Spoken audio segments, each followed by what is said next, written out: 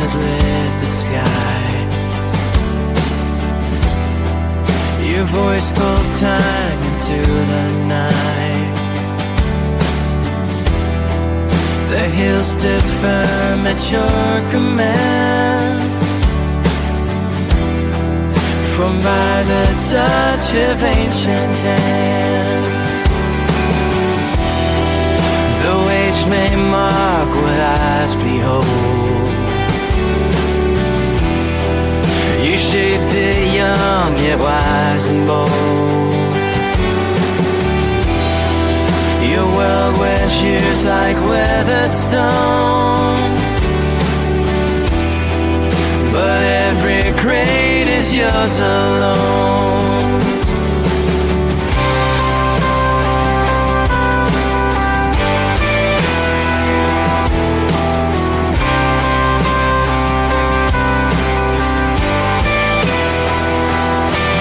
We trust the word that shaped the sea. The truth you spoke still sets us free. From sun and light, your voice is wrong. The world loves so old, but it was young.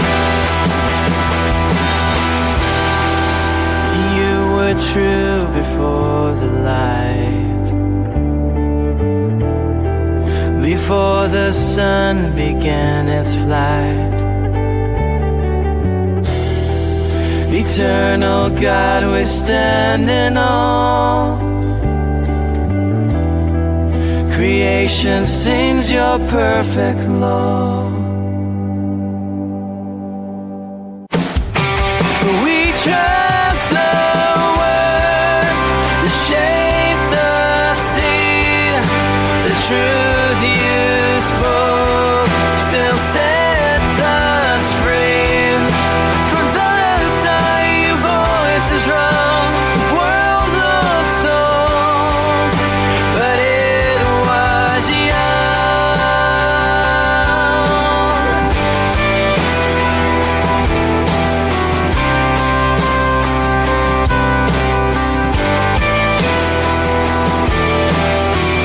From dawn of time, your voice has rung. The world looks old, but it was young.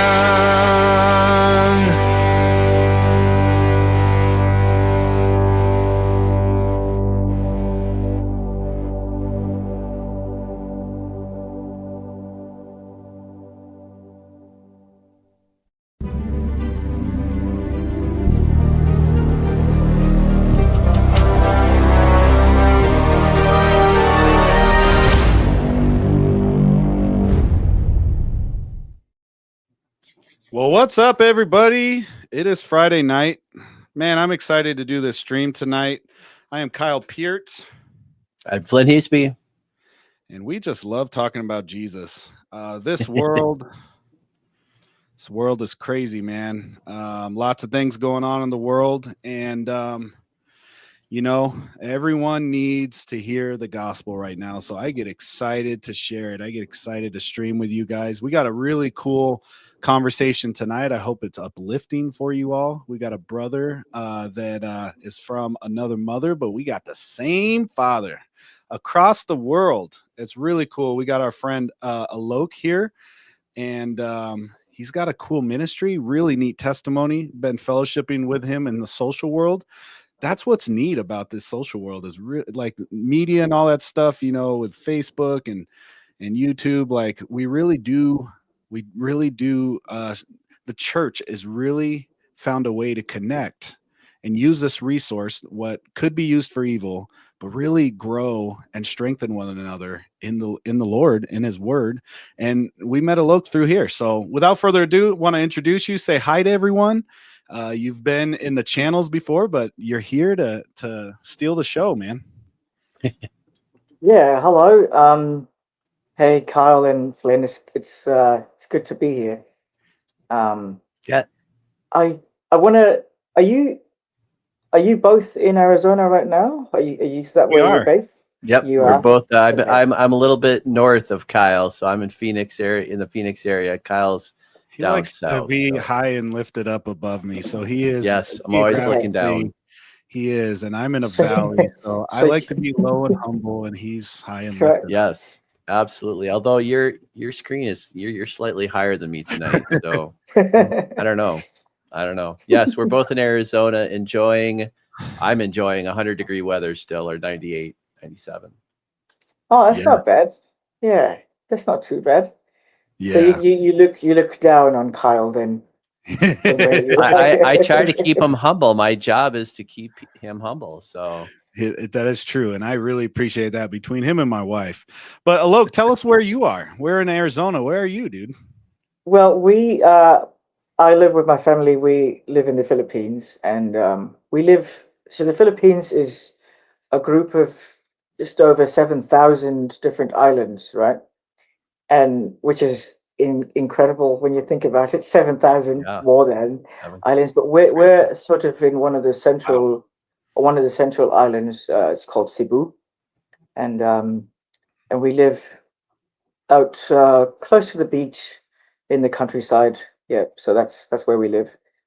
And I take pictures of bugs, as as you've said in the title, right? Uh, Bugs, but actually more spiders probably than bugs. And Shows we my can talk about, uneducation. but yeah, we can talk about there's there's a bit of a difference there, but we can talk about that later. But that's what I Fantastic. do for fun. Yeah, and it's slowly turning into a a, a ministry. Yeah. That's beautiful. And It you're is a bald awesome. guy with a camera, and so you're even deeperly you're deeper connected to my soul because you're the bald guy with a camera. We're in the same club. Flynn's got a much better head than me. Oh, Yeah, Kyle. man, that is so neat that you're in the Philippines.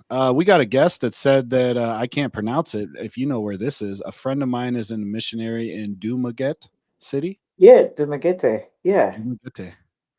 That's neat, huh? Or yeah, the proper way would be Dumaguete, uh, Ah, which is yeah. yeah, cool. Yeah. Well, So Oh wow, interesting. you didn't grow up in the Philippines, right? Did you No, relocated no, I there? didn't. I'm not from here actually. I'm from India, so that's where I'm from. My parents are Indian. Um, hence uh, the British accent, right? yeah, I think it was partly from I don't know school and other influences. Yeah, so Yeah. I just um, noticed that because like when we were in India, and it was pretty common. Yeah, a lot of British accents. hmm. Okay. Yeah, well, this is it, it might change as I speak because I don't know, I'm a bit of a chameleon, you know. So because I'm talking with you guys, it might change later on, so please don't be You I start. surprised, freaked out. feel like What's this wrong guy with just Aloke? turned into a cowboy. He's speaking Texan now. All right. That would be interesting. Yeah. All right. So Yeah. you said you have a ministry there. Did you when you do because photography is a big part of what you do. Um, let me start actually before we kind of dive in because this is the thing I love about the saints and being a Christian is you meet so many people that aren't on a stage with thousands and thousands and thousands of people clamoring after you buying your next book, but people who just love the Lord and are serving him faithfully around the world. And I mean, just the little ministry that the Lord's opened up for us, we've gotten a chance to meet so many just interesting, cool people that I think when we get to heaven, other than meeting the Lord face to face, I think one of the most fascinating things for me is going to be hearing all the testimonies of how the Lord worked through people, not the people, right? But how the Lord really Mm. worked through so many people. And as we were talking earlier this week, that's that was really interesting to me just to hear what the Lord is doing with you guys. But before we get started, Kyle, can you pull up Job 28? I've been listening through Job every morning. That's kind of where I'm at right now. I just wanted to start with this just to encourage, like Kyle said earlier, it has been a bit of a challenging few weeks, I think, for the world and for believers. but it shouldn't be impossible for us, right? Because we have the Lord. And I was looking at just verse 28, and it says, "And unto man he said, Behold, the fear of the Lord, that is wisdom, and to depart from evil is understanding." And as we're talking about the amazing designs of creation, whether it's bugs or insects or the arachnids, tonight, I think one of the things I really want to take away from this is just the encouragement that God is so beautiful and mighty. And if you read through the book of Job, you just get so many amazing insights to God's creativity, his design, his omnipotence.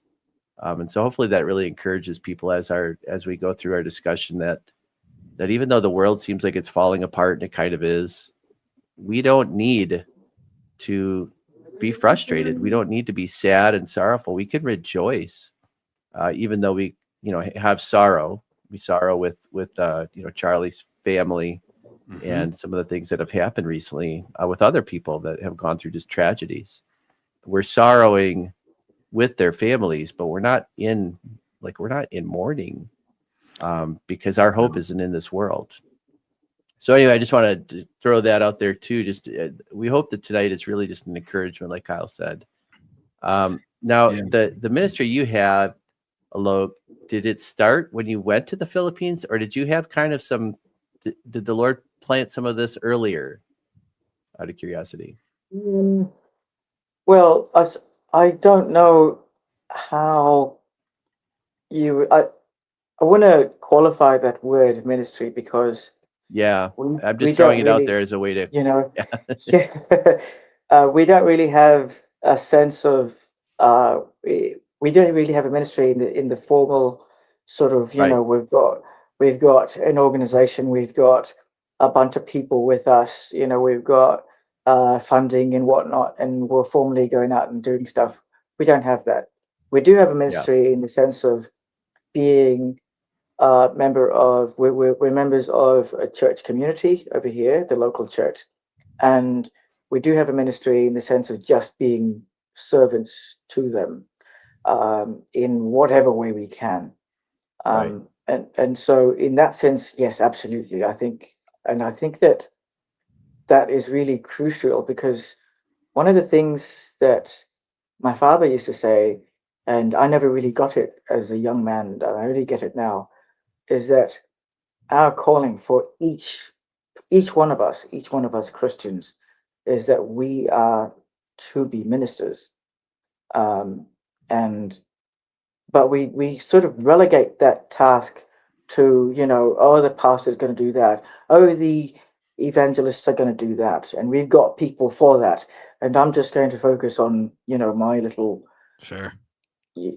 So in that sense, we're quite intentional about what we do and how we serve, and a big part of that is bringing people, for me, and it's coming along slowly. It's bringing people into just a greater awe and understanding of who God is and how He works and how He reveals Himself to us through creation, especially for young children and older kids. I think that's my heart. But to answer your question, when we moved here, no, it wasn't something that we came here with the specific intention for.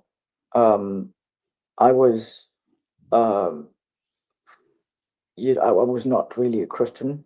I mean, yeah, we get to that later, but I Love will. it.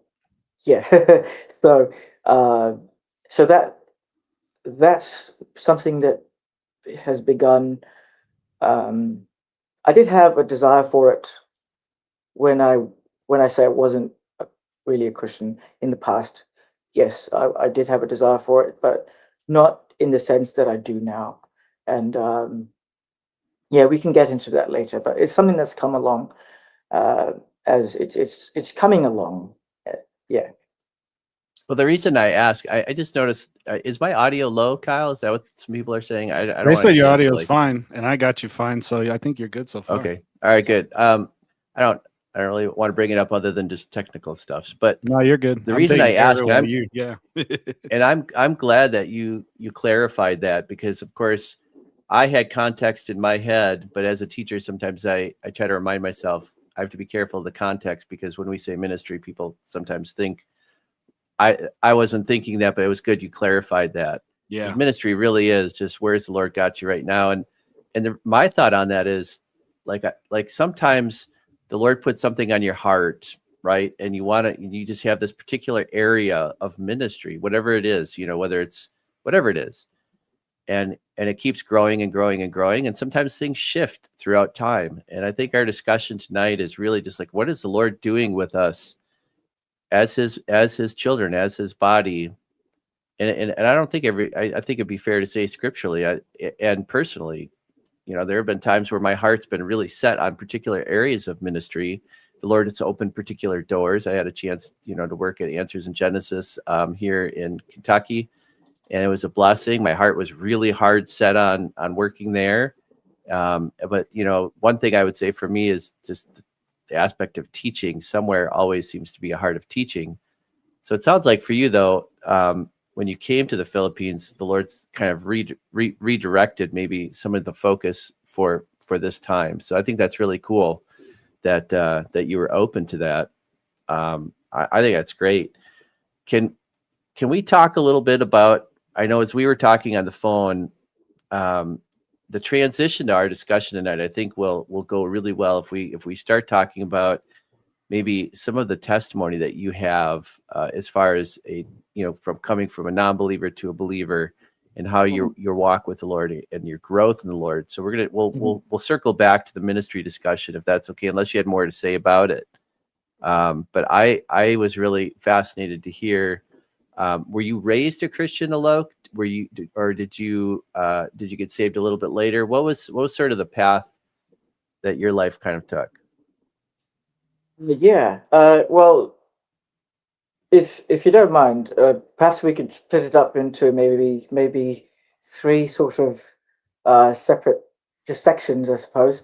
One is maybe how I kind of became a Christian, and then since you guys have been dealing with uh, Calvinism and Reformed theology, maybe we could get into that, because I was one of those guys. To my shame. uh, Wait, were you actually one? Because everyone said Leighton Flowers and Warren McGrew are not, if they're not Calvinists yeah, today, then no, they weren't yeah, really Calvinists, you're right. I never really understood it. I know. Yeah, you just didn't So, understand. Yeah, you were a Calvinist. Yeah, so tell us. Yeah, sorry, I didn't I mean to was, interrupt. yeah. Yeah, Oh that's no, you. that's okay. And then maybe we could go into just how God brought me out of that, and then uh, getting into maybe some of my current ministry, and Yeah. my focus, and how that it all really, I think it ties in quite beautifully. So hopefully we can see that. Yeah. So actually, my parents were missionaries. So I grew up in this. My dad. Have you heard of an organization called World Vision? Yeah. Yeah. I have heard of So World Vision. Yeah. yeah. When World Vision started, it was begun by a guy named Robert Pierce, or Bob Pierce, as he's known in the US. Um, he also started Samaritan's Purse when he left World Vision, right? And World Vision began as this real. It wasn't the, I don't know, largely secularistic, massive Right. global NGO on the scale of the UN. It Yeah. wasn't that when it started. We started with a hugely evangelical focus, and my dad began with World Vision. He's one of the, I believe, he was staff number 21 in World Vision India, and Wow. so he really basically just moved around from place to place, um, getting to identify target communities. He worked primarily with the rural poor, not with the urban poor. And so identifying target communities, designing projects, which would last 5 to 7 years, which would teach them, livelihood and other things to get them to improve their lifestyle, their lives, and all that. Quality of life, they would like to say. But really, it was the underlying motivation and the goal for all of this was a love for people and the desire to share Christ, right? Um, Right. so the focus has changed now, sadly, and I don't want to get into that because Right. that's a whole different subject. But I grew up in this really sort of very strong missionary circle, and we moved around along with my dad from place to place, which is really cool. Uh, because we got to, we moved from state to state. I got to pick up different languages within India, and then in Laos, we moved to Laos, and that's where he worked for well over a decade. And then I, got into learning Lao. We went to school in Thailand, my sister and I, and so that's I loved the moving around aspect of it. Although it, there are downsides to it, I suppose. Not really having friends is a big thing. Getting bullied all the time because you're such an easy target, right? As you clearly the odd one out. So um, yeah, but so I grew up in these. We went to a whole lot of different churches. Uh, from very sort of traditional Baptist to uh, also very conservative Brethren, assemblies. We went to super, just Pentecostal kind of groups, and then the kind of charismatic, and then also Vineyard, which is a little bit more than just charismatic. Uh, Right.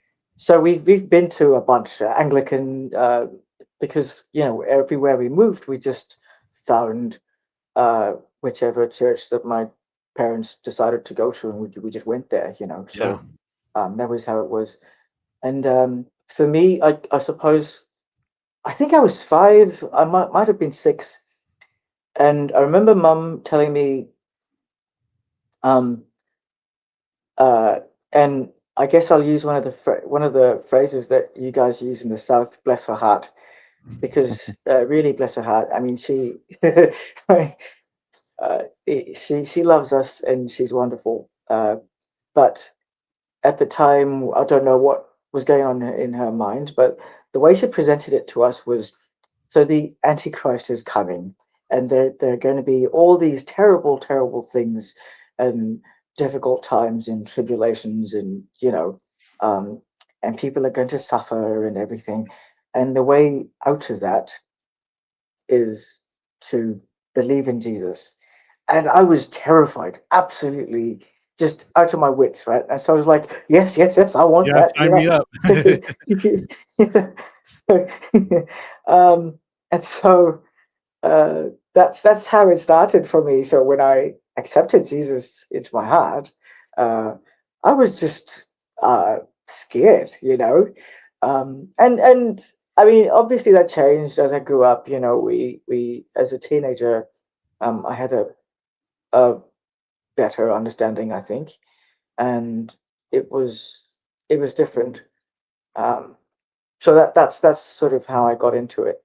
Um, but there was a lot of going in and out of the church, going in and out of just faith, and my whole idea of where I stood, where my allegiance lay. Um, I was a very I I don't know if you guys know any pastors' kids or missionary kids, but I know quite a few, and a lot of them turn out like me. Just there's a lot of rebellion, and I was that black sheep. I was Hmm. just the bad kid. Just getting into drugs and uh, extremely cynical and jaded with the church because uh, Christians are this and Christians are that and all that. So yeah. Do you think Um, that's because you were? I know this isn't our topic, but I figured might as well ask Yeah, since go we ahead. have you Yeah. on. Do you think that was in part because you saw the underbelly of the church? Do you think that was just because you were a teen kind of rebelling from what was so common in your household, a variety of things? Or was it just because parents were busier maybe with other people other than you guys? Or why the rebellion, do you think, out of curiosity? Well, I've wondered. I think largely, I have to say, it was probably just me. Just My teenage? own, teenage stuff. A lot of it I Yeah. know was because of being bullied a lot. I really harbored a lot of bitterness and Mm. resentment, and just uh, and a lot of the bullying came from within the church, right? Within the Mm. Christian Mm. circles. So it's not just the outsiders, the outer circle that's doing it. It's from within, and you know, and the whole idea of, like, my dad he was a wonderful man. He passed away in uh 21, um,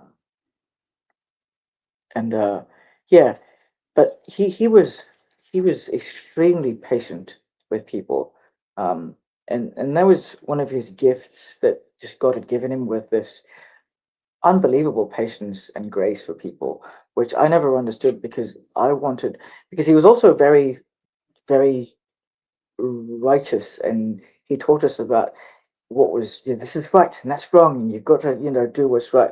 And I said, what about the others? You're telling us all this. What about them? What about justice for them? Like, Yeah. and so anyway, and especially, like, you think about within the church, you want to see, um, you try to, you sort of hope, and you expect, people go in expecting that, well, I'm going to see a whole bunch of people with halos and, you know clean robes and Yeah. white Yeah. The hearts, expectations. which is, I mean, really, we're all a bunch of hypocrites, right? Right. Every I'm in the church, but yeah, that was probably a large part of it, where it got me really cynical and extremely rebellious. Um, So then when did you kind of then shift at least a little bit from that? Were you in by like late teens, do you think? Or was it later? late teens, yeah, late teens. It was Mm, there was one person in my life who was very influential, and so it was through this person that I saw, um, because I was a jerk, right? I was uh, the so there's a word that I will not use here, because um, I'm sure there are there might be kids watching, families watching, but it starts with an A and ends with a hole. Um, yeah. right, You're a butthead. and but that was me, right? You're That a was me. butthead. So yeah, so that was me. So it just it's it I don't know. It's a terrible sort of combination of insecurities and all this, and just being a Yeah. jerk, right? Um, Sure. yeah. So but so very unlovable. Very just pushing against people, pushing the limits, right? Anyone who got close to me, I'd sort of test them, and because I wanted to prove, I don't know why, that everyone was just, uh, especially Christians, that they were just Yeah. hypocrites, right? They were just an Right. But act, just kind of going yeah, through it the was just, facade. Like, yeah, come on, show yeah. your true So, colors. right, because that could justify to myself my Right. rebellious spirit and all of that. So, but there was this one person who just, I don't know, uh, just took me in, treated me like a son, kept giving me grace upon grace upon grace and love. And I didn't understand it then, but it was because of that, uh, you know, I, I, I took it for granted back then, but it did turn me. Uh, and then a lot of the wisdom that I had as a young man in my early 20s, and even getting married, meeting my wife.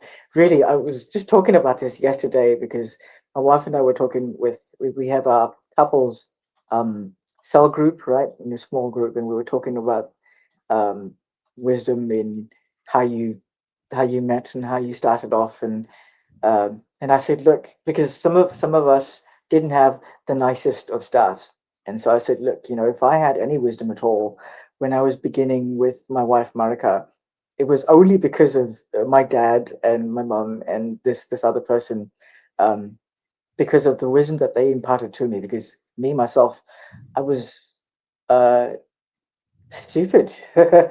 and very very immature, right? So Hmm. um, so yes, it was because of this person, and uh,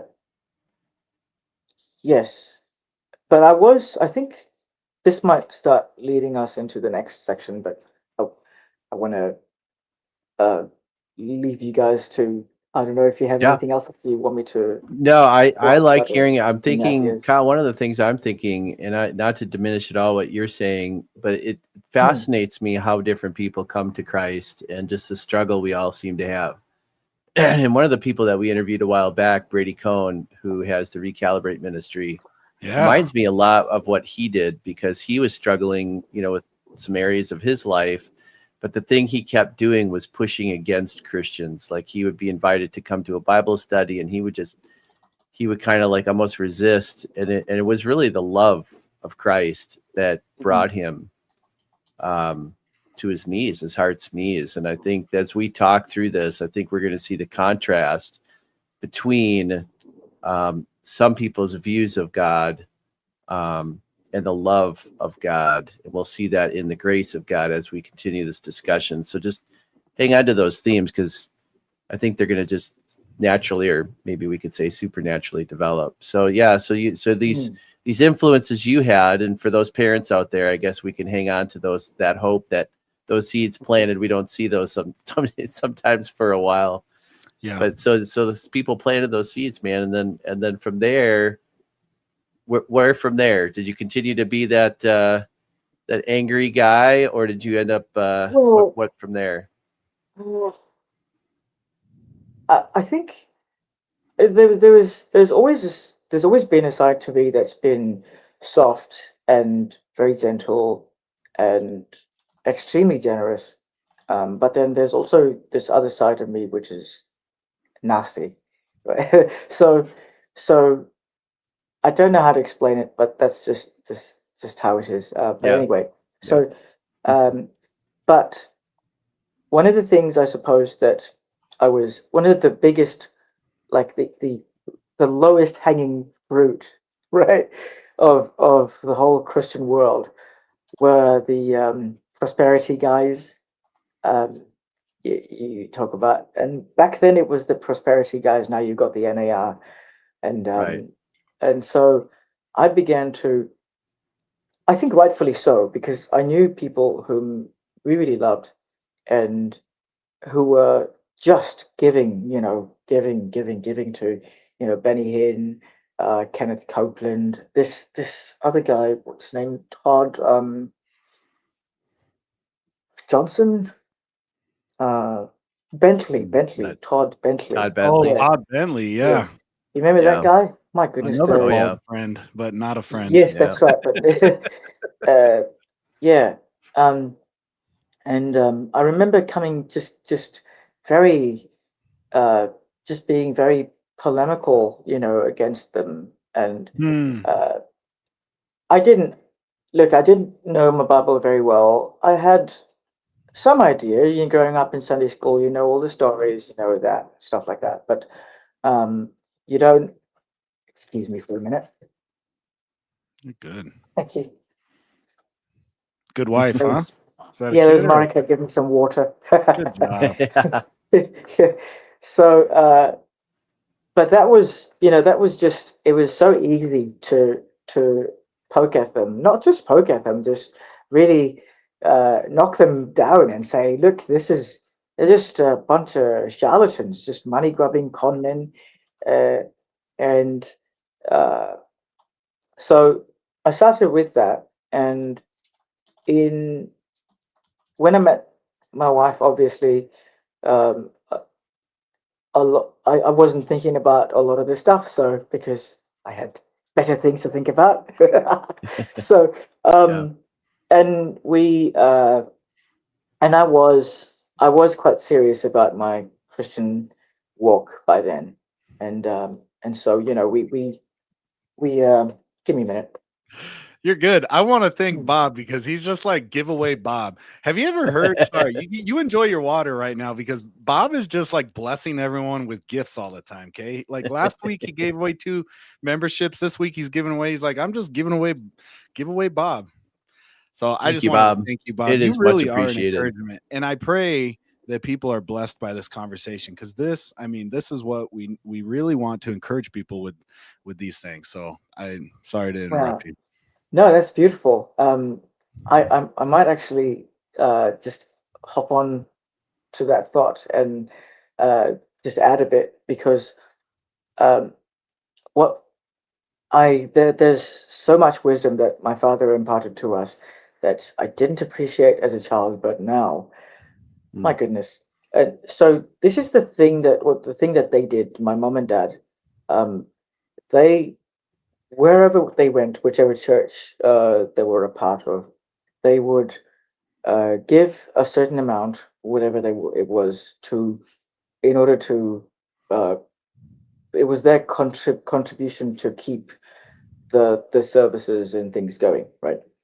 But really, the bulk of their offering was given to people. So what my dad did was he would set it aside and he said, "This is what we've set aside for God."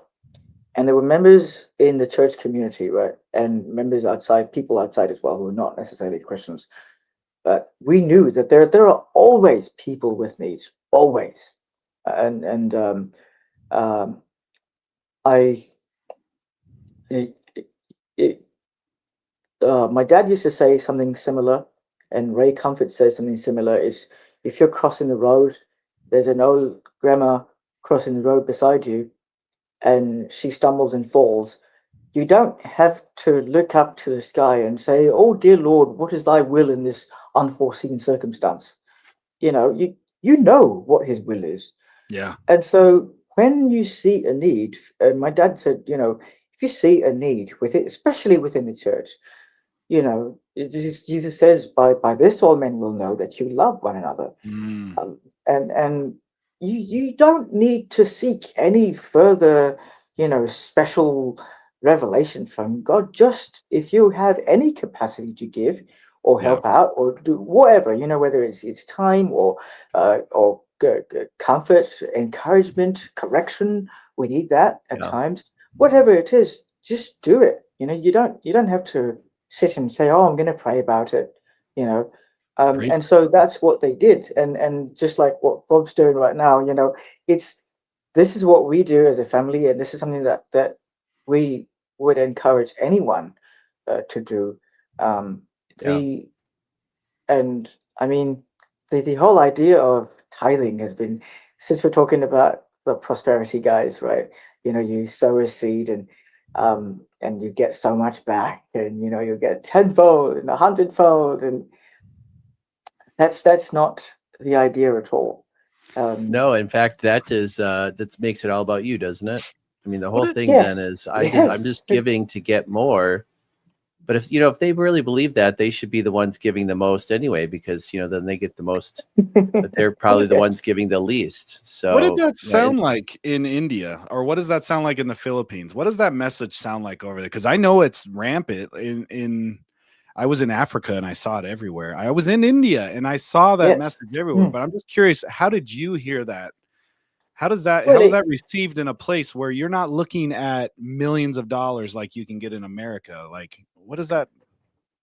look, it's actually quite effective because you see this guy dressed in an immaculate white suit on the stage.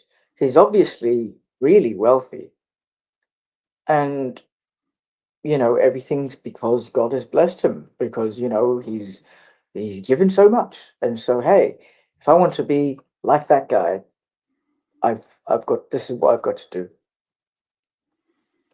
Yeah. right? So No, that makes it sense. In a works. lot of cultures, Yeah. I think almost every, I would say every culture is based off secular, or I guess I would say religiously, not biblically, but religiously, has that idea of I have to appease my God. I have to give something to get Yeah. something.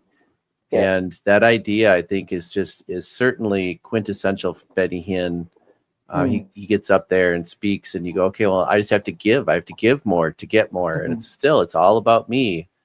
And whether it's giving to some false idol so my crops grow, or giving to some false idol, so that I can, have more children or whatever, or just give more to get more money. Yeah. It's selfish. Yes. Yeah, and I Sorry, did carry see on. that. I don't want to go off too far on this, but it is, Yeah.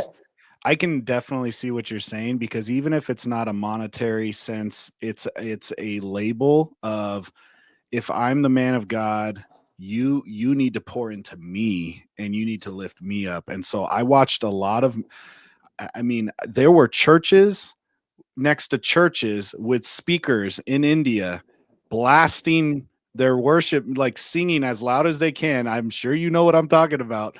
Playing their speakers facing at each other. And I'd say, why is your speaker faced at them? And they said, because we're professing the word of God. And I'm like, yeah, but they might be too. Are they? And they said, yeah, they're Christians. And I said, why don't you guys just join together and worship the Lord? Like, why don't you just like sing joy to the Lord? And they were like, because we're doing my thing. And then they would like every day. Don't get me. I'm going to get excited on this one. They would sit and play volleyball every day, and everyone else had to labor and give them the money. And I'm like, that's right. It's a skewed version of American Christianity, but it is twisted, man. It is crazy. Yes, and well, so you're right, and this is good because it's see, the world sees it for what it is. Okay, you don't have to be a rocket scientist to figure out that these guys are just there for the money. Yeah, and they see it, and they rightly call it out. But this is presented as Christianity, and I was doing the very same thing. Um, and so, and this is when we're looking at the uh, what mid to late 2000s, and then getting into the early 2010 and then onwards, where YouTube starts to just take off. The internet becomes far more accessible to everyone and anyone and everyone. Everyone's, and then with the cell phone and stuff like that, we've got everyone's on it. But that's when I started to look at um, these guys, these discernment guys, right? So you've got the discernment guys, and they were coming against, and were saying the same things that I've been saying, but with really really sound, yes, very sound biblical arguments against these guys, and Passionate too, right? right, and yes, absolutely, knocking it down. Very like, I mean, they should be knocked down. They deserve to be knocked. This is not stuff that anyone should, prop up or encourage at all. But they were doing this, and I just lapped it all up because it was exactly what I've been saying, and I thought nobody really was saying this in the evangelical world, and I was like, well, hey, look, these guys are saying the same thing, and that they were obviously far better Christians than I were, far more learned, and we're talking about guys like Justin Peters, Yeah. were Paul Washer or something. Well, you Paul said Washer, discernment ministry, yeah. yeah. And so they would lead, these are the guys that would lead me into Reformed theology and the whole all of that, because I got into them, and it was they presented this completely different, it was scholarly, it was serious, it was deep Bible study, verse by verse expository preaching, and which I had never even heard of. All we got was just this wishy-washy. Well, no, I shouldn't say all that we got was this, but this is what we typically see in the evangelical world. You know, a lot of feel-good stuff, a lot of wishy-washy. Just, you know, well, Jesus loves you and blah blah blah, and you know, go ahead, carry on, live your life. Mhm. But so and I think we discussed this briefly back and forth on Facebook. Just this swing, this pendulum swing from one extreme, you get to another extreme, and that's really what happened. Um, and this, you know how I was talking about my being a jerk. Um, this just it made it worse because now Yeah. I could say to mm, I could say to the even forget the rest of the world. I could say to the rest of the Christians, say, you know, you guys are barely in the club. Okay, you're just barely in the club, right? I mean, God's been so gracious to you, and you're just yeah, just there. But I'm one of the enlightened ones, right? And if you only knew what I knew, but you know, um, and so it and you get this twisted idea, this twisted kind of pride. You know, it's like, oh, but I'm so humble because you know God, you know, chose me of billions and billions of people in the world, and you know, so I'm one of his select few. Um, and so you know, it's so humbling, but at the same time, it's like, yeah, I'm one of the enlightened ones, basically. Yeah. And the Yeah. rest of you guys are not. Right. And Yeah, I saw the word yeah, earlier sorry, in the carry on. chat talking about Gnosticism. I think it was Recovering Christ mentioned that a little bit back, talking about the Augustinian Gnostic philosophy. And I think that really does pull in that idea of enlightened mentality, you know, philosophical. That's why I try to keep pointing that out when we're talking about these things. There's a difference between man's reasoning, philosophy, and scripture. And I think they've unfortunately a lot of the Reformed camps have done a very good job of packaging and repackaging Mm, their teachings as scripture, but they are really just philosophy, and you just Yeah. don't see it. You don't, as believers, sometimes we get pulled in for what we all agree on we're against, and whatever that against is, we're like, yeah, it's just terrible, and so we all join in. And then it just pulls us in farther, like you're saying. And we talked, and for those that are watching or listening, that was on our presuppositional talk, I think is what that was, is when we talked yeah. about the cultish side or the cult side of presuppositionalism. So if you haven't watched that discussion, I think that is really an important discussion that people need to be aware of, so that when they're hearing people or listening to teachers or watching things, that they're able to carefully catch the difference. So it sounds like, how long were you, Alok, how long did it, you commented when we talked over the phone, you said when you got pulled into that camp, that Reformed camp, you kind of became the cage stage Calvinist. You were Yes, the angry guy. yes. How long did you stay in that camp? Uh, I would say about uh, from about 2014, 2015 to yeah, really got we started getting into it about 2013-ish, and then by 2014 I was, you know, really accepting all of it, and just and you know, sorry, just getting back to what you said about how it's been presented. Really, I have to say, uh, the Reformed group and the church, as by and large, they've done such a good job, because any Christian with a question, you go online like I did, right, and you Right. type into Google whatever Yep. Christian, you know, question you have about theology or about how to relate the Bible to the world, and the top answers you get, the top search results are what? Got questions, Gospel Coalition, Desiring God, Ligonier, right?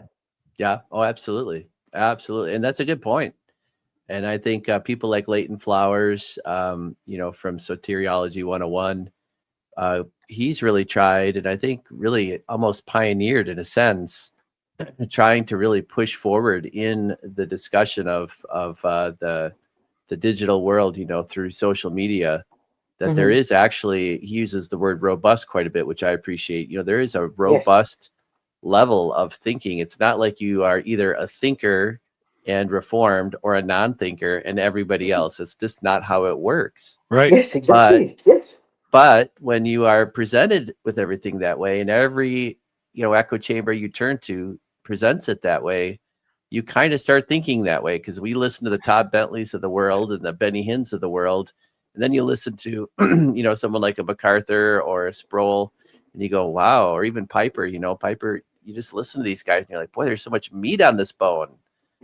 But the problem is a lot of that meat is from not from scripture. So that's where we have to be careful. Let me jump in here real quick, because it's a perfect example. Okay, you guys are having a great conversation. I'm just enjoying listening. I'm eating my popcorn and just enjoying it. Okay, I 100% know what you're talking about when the ego gets this idea, and it's not just the Reformed camp. I think that if you talk to the super charismatics, they have this ego of this private interpretation. But we're talking about Reformed theology. Just by happens chance, if you read our chats, there is a Calvinist friend. I don't know you. I don't know who you're on here. Airbnb. I don't know who you are. I'm very grateful you're here. I don't feel any contention with you. I'm really glad you're enjoying this conversation, and we love you. You are a brother. You've talked about loving the gospel, and we sang the song "Amazing Grace" together. I'm giving all that context because you have addressed someone on the chats recovering Christ 3 times simply because they said they are not Calvinists. And they immediately thought it was funny to say, well, if you're not a Calvinist, you must listen to Joel Osteen, you must listen to T.D. Jakes, and you must listen to, I can't remember the third one they said. My point is that is a very typical Calvinist response. And that's what Aloke is saying right now. And I hope that you're hearing that right now, because that's what he's saying. He's saying that the ego got puffed up immediately because he was the enlightened one. He had information that no one else could attain because he was the elect one. And so he had this philosophy that everyone else must be just dumb and God didn't give them the intellect. And we're telling you right now, you're talking to the wrong crowd, because here we are, just 3 brothers trying to talk about the Lord, and you fit right into our metaphor. You fit it perfect, and you wrapped it beautifully.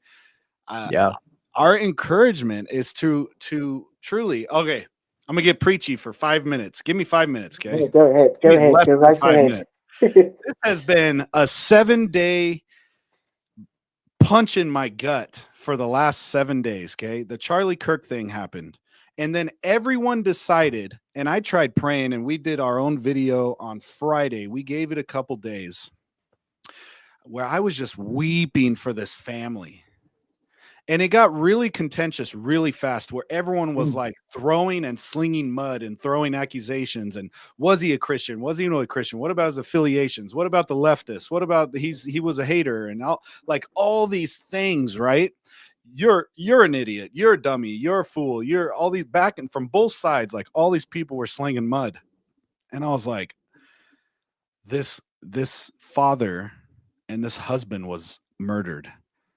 Can we weep for this family for a second? The mother and the father were there and watched the event happen. Frank Turek, his best friend, was there. Yeah. He watched it happen. Like, these are real things of a real murder and a real assassination that happened, okay? So all that being said, at the same time, I'm ministering to a really close person in my life that's in the business world. I'm going to keep their identity protected. But they have been asking me questions. That's a higher authority to me. And they asked me how to deal with these problems. And then they private messaged me and said, I've been reading Matthew 5 and I'm angry right now. So I read the Sermon on the Mount, and I'm going to pull it up here because it's perfect with what you're talking about, Aloke. Matthew 5:21 says, "You have heard that it was said to those of old, you shall not murder, and whoever murders will be in danger of the judgment. But I say to you that whoever is angry with his brother without a cause shall be in the danger of judgment." Okay? So he's thinking, I've got to go to this text because I'm angry. I want justice. I want vengeance. And he says all these things, and he's like, okay, I get what the Lord's telling me to work out. Vengeance is mine, says the Lord, and I want to trust him. I'm not going to go out and take my own actions, but I need to be bold. I need to stand up for justice and righteousness and the oppressed. So those are the contentions, right? But then he says, okay, but then it says, whoever says to his brother, Raka, shall be in danger of the council. And he goes, I don't understand what Raka is. And he's a younger believer, and he wasn't sure how to figure that out. And so he just asked me. And I was like, I actually don't know. I'm going to research this myself. So I studied it for a couple days, and then I got back to him and I said, you know what Raka is? It's calling someone foolish. It's an idiom in the Jewish culture, calling someone an idiot, calling them stupid, and removing the humanity of a person and forgetting that they're an image bearer of God. You're actually robbing them of the opportunity to grow in wisdom. And God says, if you say this to someone by default, you shall be in danger of counsel, but whoever says you are a fool shall be in danger of hellfire. We're talking about really serious egos here. We're talking about the philosophy that you are better than people, that because you have ascended and grown in intellect, everyone else just must be an idiot. And it immediately punched me. And I think, I'm sorry for taking the time, but I think this is the heart of Reformed theology. When you get this attained knowledge that other people cannot have, it grows the ego. And there's nothing like it. I don't even know this guy, and they just use this as an example. And it is such a conviction to me. I get mad and I call people stupid. I'm driving on the road. You will see the heart of man in me because someone cuts me off and I'm like, you idiot. You know, why would you do that? I'm not talking about salvation at this point, but what I'm talking about is the Lord says that you will not receive counsel, which means I'm in danger of not getting that wisdom from the Lord that Flynn started out in Job saying that this is the wisdom that we should chase. We should be chasing these things and not the ways of the evil world. That's my rabbit trail. I could probably build on that, but I don't want to keep going. I think it fits in good because it's all going to tie back. Our discussion really is going to go back to God's love and his grace. What is God's real grace? Is it a force or is it really based on his love? And that's really where we're going to probably end up. I mean, I think, Lord willing, that's where we're going to end up discussing. But one of the things I brought up to the students today was Proverbs 6. And I couldn't remember which proverb it was, but I looked it up as we were talking. And I was explaining to the kids about lies and how one of the things God hates is lies. We were talking about that because we're memorizing a verse right now that has to do with God's truth. But one of the other things that came to mind as you were talking, Kyle, and as we're talking about this area, is one of the other things that God hates in there in Proverbs 6:16 is a haughty eye or a proud look. That's exactly, that's the same heart. That's why God hates a proud look, is because it's that same attitude of, I'm better, I have knowledge, I've ascended. And, you know, so often there's different temptations for different people. But certainly the idea of ascended knowledge or knowing all things or being omniscient, for some people it's all power. You know, that would see Benny Hinn, somebody like that appeals to that. But omniscient, I think there is, you know, through Reformed theology certainly appeals to that area of mankind wanting to be all-knowing. So it's interesting we're talking about these things because whether it's dealing with Benny Hinn or Reformed theology, it's two sides of the same coin. Yeah. It's still dealing with pride, power, control. It's all the same thing. It's man, and we all deal with it. And like you said, we said earlier, it's stuff that no matter what church you go to, you're going to deal with it a particular way. It just so happens that Reformed theology certainly has mastered, like you said, Alok, they've mastered the ability to both capture the attention of social media viewers people who are searching for things, and to draw people in. There are, and whether intentional or unintentional, I don't think they're all intentionally doing, some conspiracy thing, but it is a net that we have to be aware of. Yes, I agree. And I think later on, there will be statements that I make that, I mean, I come against it quite strongly now. And but since we've sort of begun, we should qualify and say that when we're talking about these issues, we by no means are we casting people outside of God's grace. By no means are we saying you're not saved or you're not Christian, right? No, Um, I would say there- no. Yeah, for yes, sure. Obviously everybody's walk, they have to answer that between them and the Lord. But if they believe the gospel, I think oftentimes, and this is your testimony, I'm imagining, you get saved, and then you get pulled into some of this stuff. So it's not that you get saved because of Calvinism.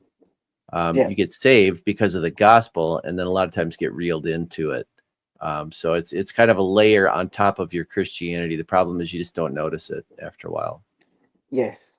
Um, and yeah, so that was well. I think I've kind of said enough about how I sort of got into it, and um, but um, it was it was not good for me, and it was not good for any. Like we talked about pride, and it only made it worse.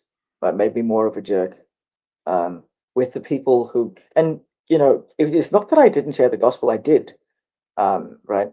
And I remember, now I don't know where Ray Comfort stands. He says he's neither here nor there, but I remember watching his Hell's Best Kept Secret video where he and Kirk Cameron say, we should not tell people that Jesus loves them because, Jesus loves you and he has a good plan for your life.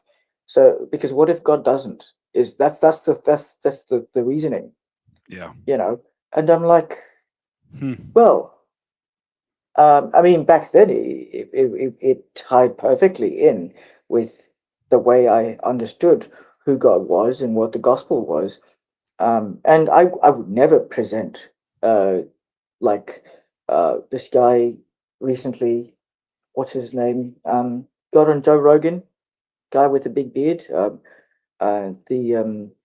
he Yeah. presented Calvinism, right? What was his name? Ted Wright. Chad. Yep. Thank you. Yeah, yeah. So we would never do that. Okay. So we're taught very specifically to never do that. And so we'd say things like, well, Jesus died to save sinners, you know, Yeah. and so it's there's and it's very, very carefully crafted, lots of lots of playing with words. And if you're not careful, I was really good at taking non-Calvinist and taking their arguments and saying and making it sound like we were coming from the same side. We're all on the same page, and so basically, you and I we agree. And it was just this awful kind of gaslighting, and um, I encounter the same tactics now, and I'm just like, I don't know. I have to internally laugh when people try it because I've done all this stuff. Okay, I've done it. I've said the same lines. I've done it, and either I've done it or I've seen my friends do it. I've seen other people do it while I was in the camp, and I thought, oh yeah, these guys are so so good at back and forth and repertoire and all that, but and apologetics. So Yeah. yeah. But anyway, yeah. Um, Yeah. but thank you, Carl, because which is what you said about um, this thing about Raka, right? Jesus saying, anyone who calls his brother a fool. Oh my goodness. And I struggle. My wife will laugh when she watches this because she knows. And I have My wife felt too. this because in the car, right, and the kids are there, and I've realized this, that I'm just setting them such a bad example because I'll just look. Oh, what an idiot! Yeah, you moron. And yeah, well, whatever. But I, it's not a gracious thing to say or do.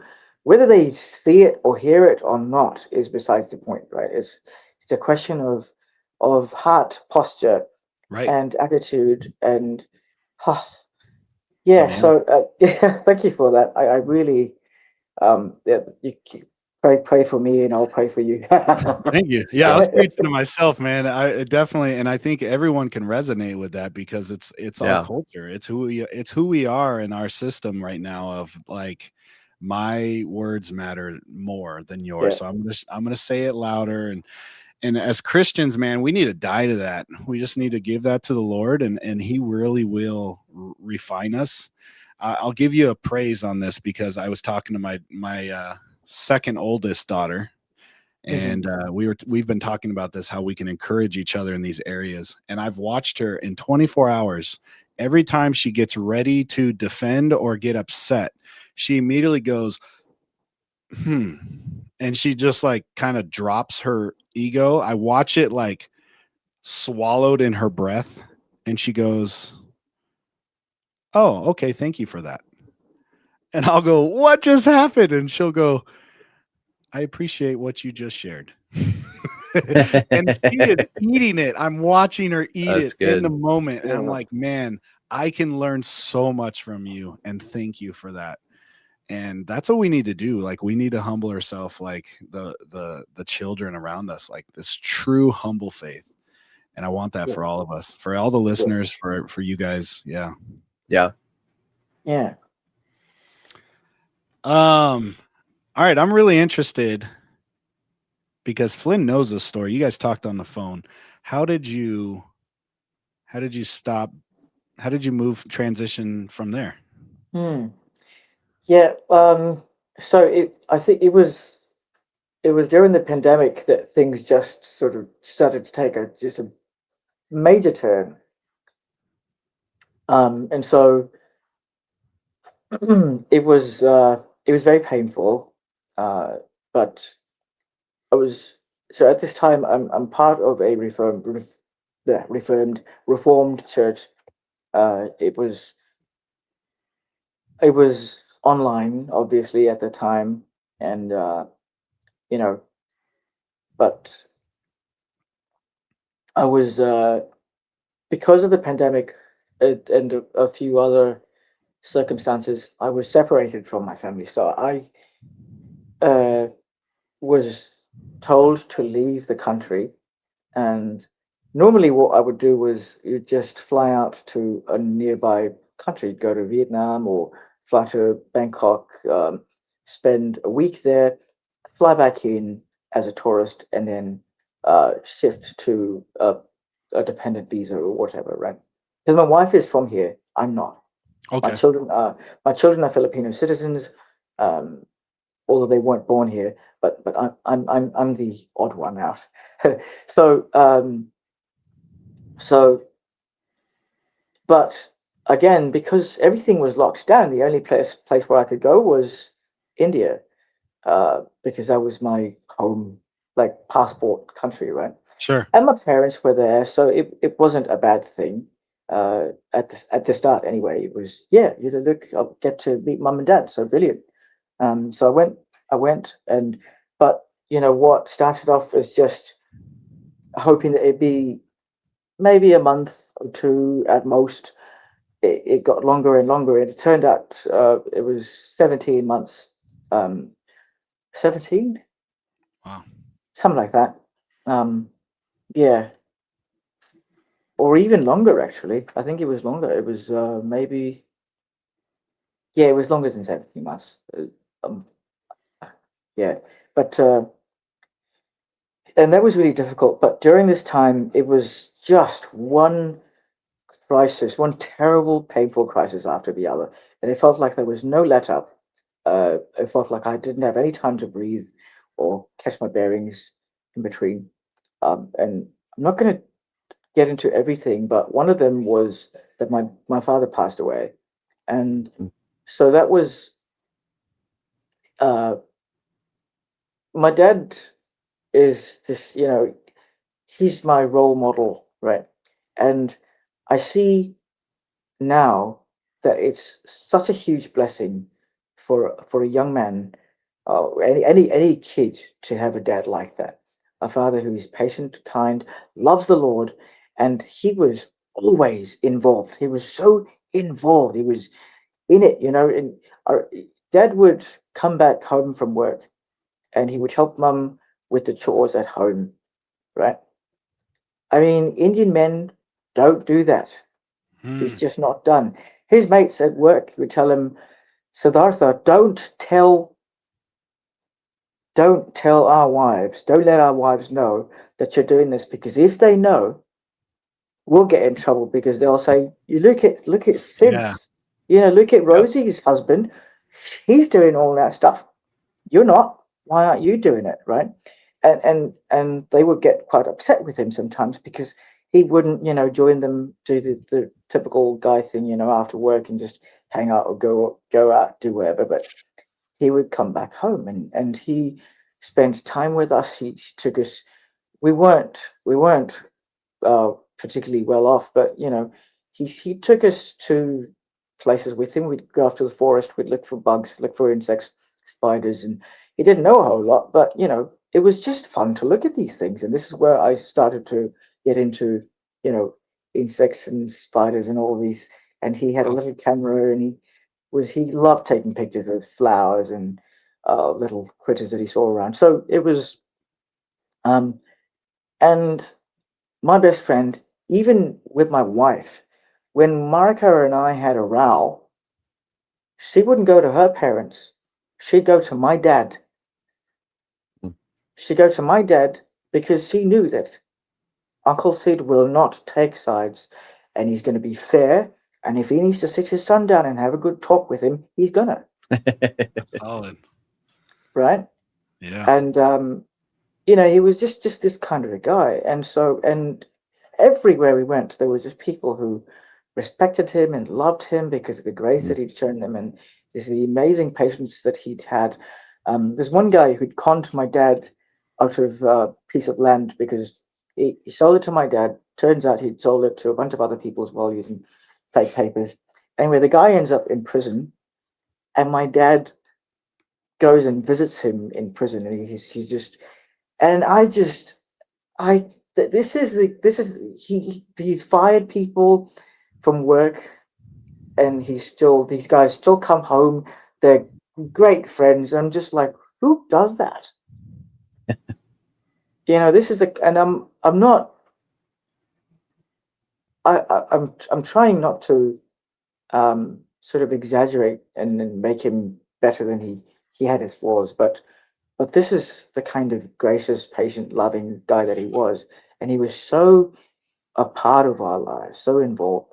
And as a father, that's played into my being a father and my being a husband. And I mean, I'm nowhere near as, I'm not even half the loving and patient guy that he was. But um, I used to say, if I'm even halfway there, I'll feel like, yeah, uh, it's not too bad for a Aloke, not too shabby, but anyway, so I lost him, and it was completely preventable, right? Because uh, if he'd been given treatment on time, he wouldn't have needed to pass away.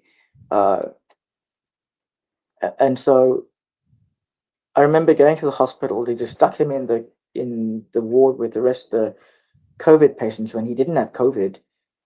He'd recovered from COVID, Mm. and he needed oxygen, and he needed, just care right away. And they told me, go home. And I said, but I need to be here. And they said, no, you can't be here, because lockdown and whatnot. And so I went home, and 40 minutes after I left the hospital, I get a call to say, sorry, and Oh. they didn't, but so there was that. And after his funeral, I was still, still okay. I was still, um, trusting God, giving thanks to him and encouraging others. But it was just a bunch of stuff. And then I think the straw that broke the camel's back, so to speak, was I was returning home from a friend's place one day, and there were a bunch of so I shouldn't have done this, but I got out the car. I was really upset on the road, right? There's a guy doing something terrible on the road. I got out to gently tell him, look, you're going the wrong way. Um, you're in my lane, really. You're coming right at me with your high beam on. I can't see a thing. Um, you know, if you could please be so kind as to not do that, because it's just common courtesy. Turns out there were 7 guys inside this car, drunk as skunks. And I mean, not drunk as skunks, but they were drunk. And there's an interesting thing about drunken culture is in Laos and Thailand, and even largely in the Philippines, when people get drunk, we are just really happy. We're the friendliest mates you'll ever see. We want to shake your hand every 5 minutes. Hello, my friend. Oh, I love you. It's like that. But in India, people, it's got to do with culture. I can't think of anything else. People become violent, angry, abusive, and we look to fight.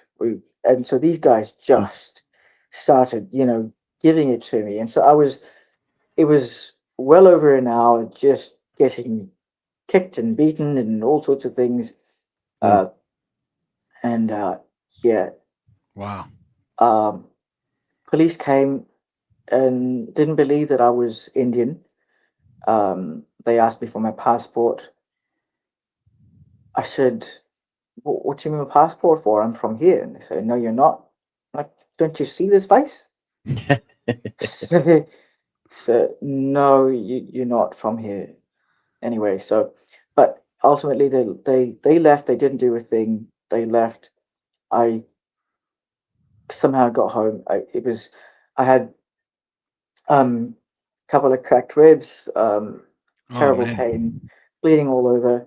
Um, I got to go home, and then yeah, it was after that that things just went. Just I started to all of these things. There are a number of things I didn't mention, but uh, I started to think about what I believed, and well, if this is all done by God, right? This is by His unchangeable decree. Before the foundation of the world. For what? And how does it bring any sort of glory? Why would He need to get glory after this? And it really just shook me. Um and then I went to my small group mates, and I said, "Look, I don't, I'm really, I don't think I can believe in this anymore, because it just doesn't make any sense to me any longer." And in a few hours, I was cut off. So the only connection that we had was Wow. the group chats, the church group chats. So I was cut off, and a couple of them started to block me, and I was just like, all right, well, so be it. I started to block every one of them, and I made a really angry post on Facebook about these, terrible people. So it was not a good thing to do. My response was not wholesome or good in any way. And no matter what I'd been feeling at the time and what my circumstances were, they weren't justifiable at all. But I said bad things about them and used a bunch of language and everything. But this is what they did. And then they cut my wife off, and they said to my wife, we can't have fellowship with you anymore because Alok is reprobate, he's apostate, and the Bible tells us that's it. And so that's it. There was nothing, just You weren't denying the Lord. You were telling him I can't agree with you, right? No, I was saying that I don't believe that there's I don't know. I said I don't think I'm a Christian any longer. I said Oh, okay. So Okay. that's why yeah, they said apostate. All yeah, right, I got you. yeah. And I Okay, mean, but even at that state, okay, so you clearly were going through it, Right. clearly struggling. I mean, if Kyle called me up and said, "You know what, Flynn, I don't know if I can believe in this God anymore," Yeah. the last thing that would go into my mind would be, click, you're blocked, buddy. Love you, but He'd sorry. be like You know what I mean? already Like, driving on the freeway, like, okay, where are we meeting? yeah. Oh, absolutely. I mean, that should be, anybody that would call any of us and say, "Hey, I'm struggling right now with what to believe about God." All right, I'm making time. This is the most important thing in the world right here. Most important thing for eternity. So again, I think I'm not going to say this to condemn anybody, but there is a challenge for believers. We need to make sure we make time. Just because someone is challenging us, make time for them. I'm really sorry to hear that. I'm sorry. I mean, the Lord's obviously still the Lord and he used it, but that's unfortunate. Well, I have to say that again, this is not everyone in that camp. Okay, this is not representative of everyone in that camp. I know people who are Calvinist and who are some of the most, really, some of the kindest, very, very gracious people. And they're not proud like I was. They're not jerks like I was. So this is just, I'm only sharing how Sure. it was for me in my experience, right? And and for my family as well, my wife at least. So yeah, and then I went full on atheist, and I just said there is no God. But it Hmm. uh, That's it interesting.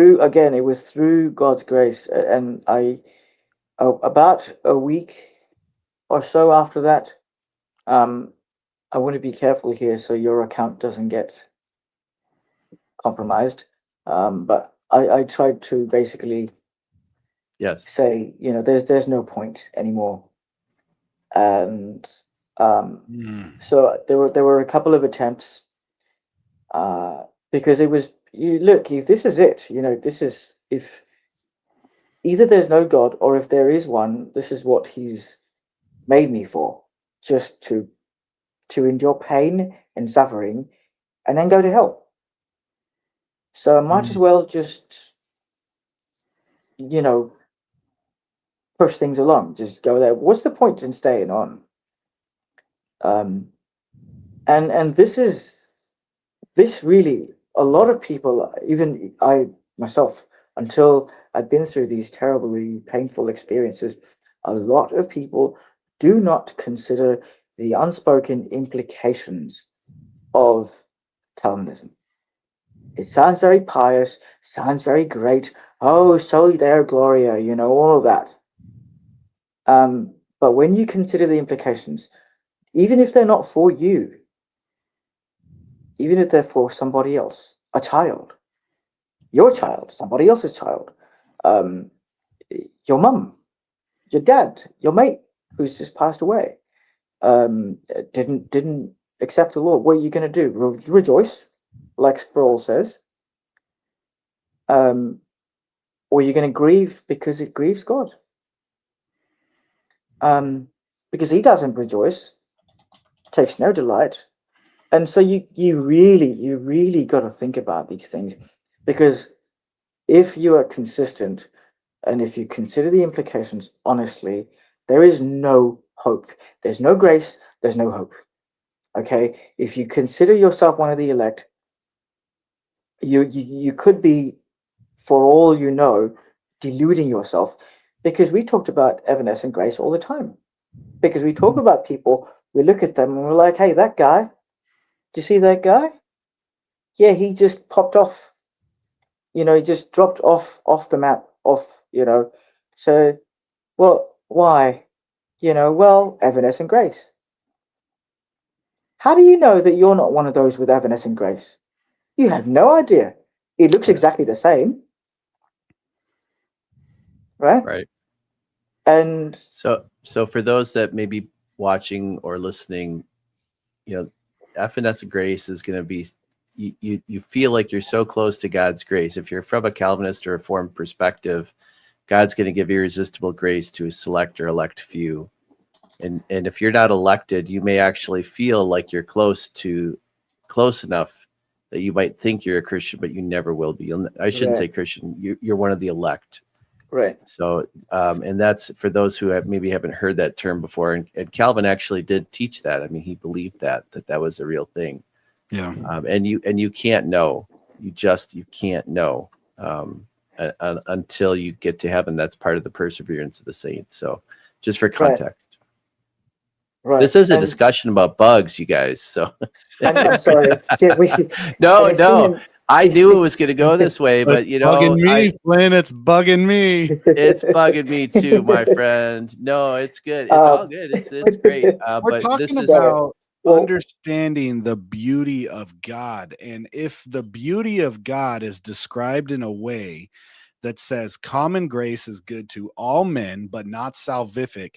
And at the end of the day, I asked this question, so I'm going to tell you this is directly from a Calvinist pastor. I'm not going to name their name for the sake of my personal conversation with them, but they directly, and I said, if common grace is God's definition of being good to all men and only some for salvific circumstances, the commonality is that you're making some comfortable on their way to hell and some comfortable on their way to salvation. Is that true? And would that be the characterization of God? And they said, absolutely. God is being good by allowing them the comfort of this world before hell, because he chose that for them. And all I could say was, that's disgusting. And I think that's what you were wrestling with. That's what we're talking about. And so trying to understand the beauty of God through turmoil, reading Ecclesiastes and like saying, what do I do? Like Solomon did the same thing. He said, what do I do? It's all vanity. It's all purposeless. I can't even grasp it. Yes. And with both attempts, I shouldn't have survived either one. And I ended up extremely angry, very, very frustrated, but really I felt like a useless, limp puppet. I couldn't get anything right, not even this. But I see now, and look, if there is purpose and there is grace, and if only for the sake of my wife and children, then I'm more than glad that I'm still here. I know it's far bigger than that, but even if it's only for them, because I love them so much, and in my pain and everything, I was so blinded to how precious they are. But this was what began it. I was an atheist, and then I slowly came back, and it was biology, right? My love for life around me that got me, thinking, because I was looking at all of these atheist apologists. You look at Richard Dawkins and all these other guys, and reading their books, and because I'm trying to justify to myself that this is my position is right, not for anyone else, just for my own self, because you want to know. And but the more I looked into it, the more it felt like, and I began to understand that this, just looking at the origin of everything, it's utterly nonsensical to say that everything just came from nothing, or nothing created everything. It's a scientifically, I'm sorry, stupid statement. It doesn't make sense.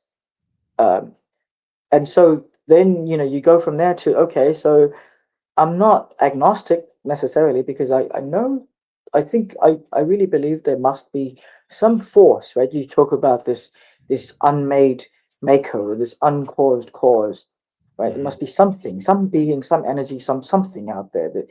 But then you go, okay, from there one step further. So which one is it? Who is it? What is it? What's the did he just make everything and then shove off and say, well, done my part. Let's see what happens. Or Yep. or is he personal? Is he involved, like the Bible says he is? Is he involved in the everyday lives of the people whom he's made, and everything else? Or so I looked at Buddhism and I looked at Islam, and I'm not going to get into why I rejected those, but ultimately got into it was through people like Frank Turek. And that line of his, I don't have enough faith to be an atheist, is so powerful, so Yeah. powerful, because, well, it's true. And then people like Mike Winger, because when I looked at Frank Turek, and my understanding of Christianity now is still, I'm still like, yeah, but I rejected all that stuff, right? And I was looking at Mike Winger because he was going through Romans, and when he got to Romans 8 and 9, he's saying why this is not Calvinism and why I'm not a Calvinist because of 8 and 9. And this was just like, wow, I've never heard of anybody, because Romans 9 and for me was 8 and 9, right? I will harden those whom I'll harden, I'll have mercy on those whom I'll have mercy, right? And then 9, this the golden chain, right? Predestined, called, blah blah blah blah blah, right? It's just it was the clincher. It was like this. What can you say against that? But he brings stuff in, and it was very basic, not as in depth as people like Leighton Flowers, whom I had never heard of at the time. But that started me off, and I started to look at. I was looking at, because I looked at Mike Winger and I was like, look, this guy is thinking. He's talking about thinking biblically all the time, and he does a lot of research. He does hours and hours of research. I can't even imagine the number of hours that go into his preparation. And he's doing Q&As. He's not just um, sitting there and sort of ivory tower. Um, I'm so happy and everything's all fine, and I'm just giving you all of these ideas. But he's obviously putting a lot of effort into it, and I liked that. I like the intellectual. I like the deep study. And he's bringing all these biblical bases into all of his thought and his answers. And so this is the first time really that I saw a guy give a thoughtful biblical case for Christianity. The evidence for Christ, the evidence for the Bible, the evidence for Christ's life, the evidence for his death, his resurrection, and the Frank Turek as well, and then come against Calvinism as well, because and Frank Turek, later on I found out that he's someone asked a question about that, and he says, look, it doesn't work. Mhm. Determinism just doesn't work, because you've got to have, without free will, it makes no sense whatsoever. And so this all of these, and at the same time I'm reading my Bible again and starting to see, even before I looked at Mike Winger and before I looked at Frank Turek's response to, it was one time I think he responded to Calvinism. I hadn't got there yet, but I was already starting to see the love of Jesus, and how it was presented universally, not given universally, right, but offered universally, um, and how He came and he died for all. It says that over and over again. I started to see the beauty of the Bible, because even as a Calvinist, I had very little understanding. And I thought I knew everything. I didn't. You look at Bible, you look at it as a bunch of I cringe and I laugh at myself and my understanding of it before, because I always used to see it as a bunch of disjointed stories. Your typical sort of Sunday school, well, there's Noah and the flood, and then there's David and Goliath, and you've got this and you've got that. But when you start to, I don't know, being broken, you drop whatever lens I had was broken. It was shattered, and you come at everything completely fresh. There's no self-reliance left, really, because I realized that there's nothing in me that I could rely upon, and um, whatever pride I had, not that there's no pride anymore. It rears its ugly head, every once and again, now and again, but it's really stripped away, right? And when I'm coming back to the Bible now, I'm looking at it completely afresh, and the grace of God was revealed to me completely differently, and uh, I started to see grace as an an extension, an outpouring of God's being love, right? And I started to understand, this argument was made to me.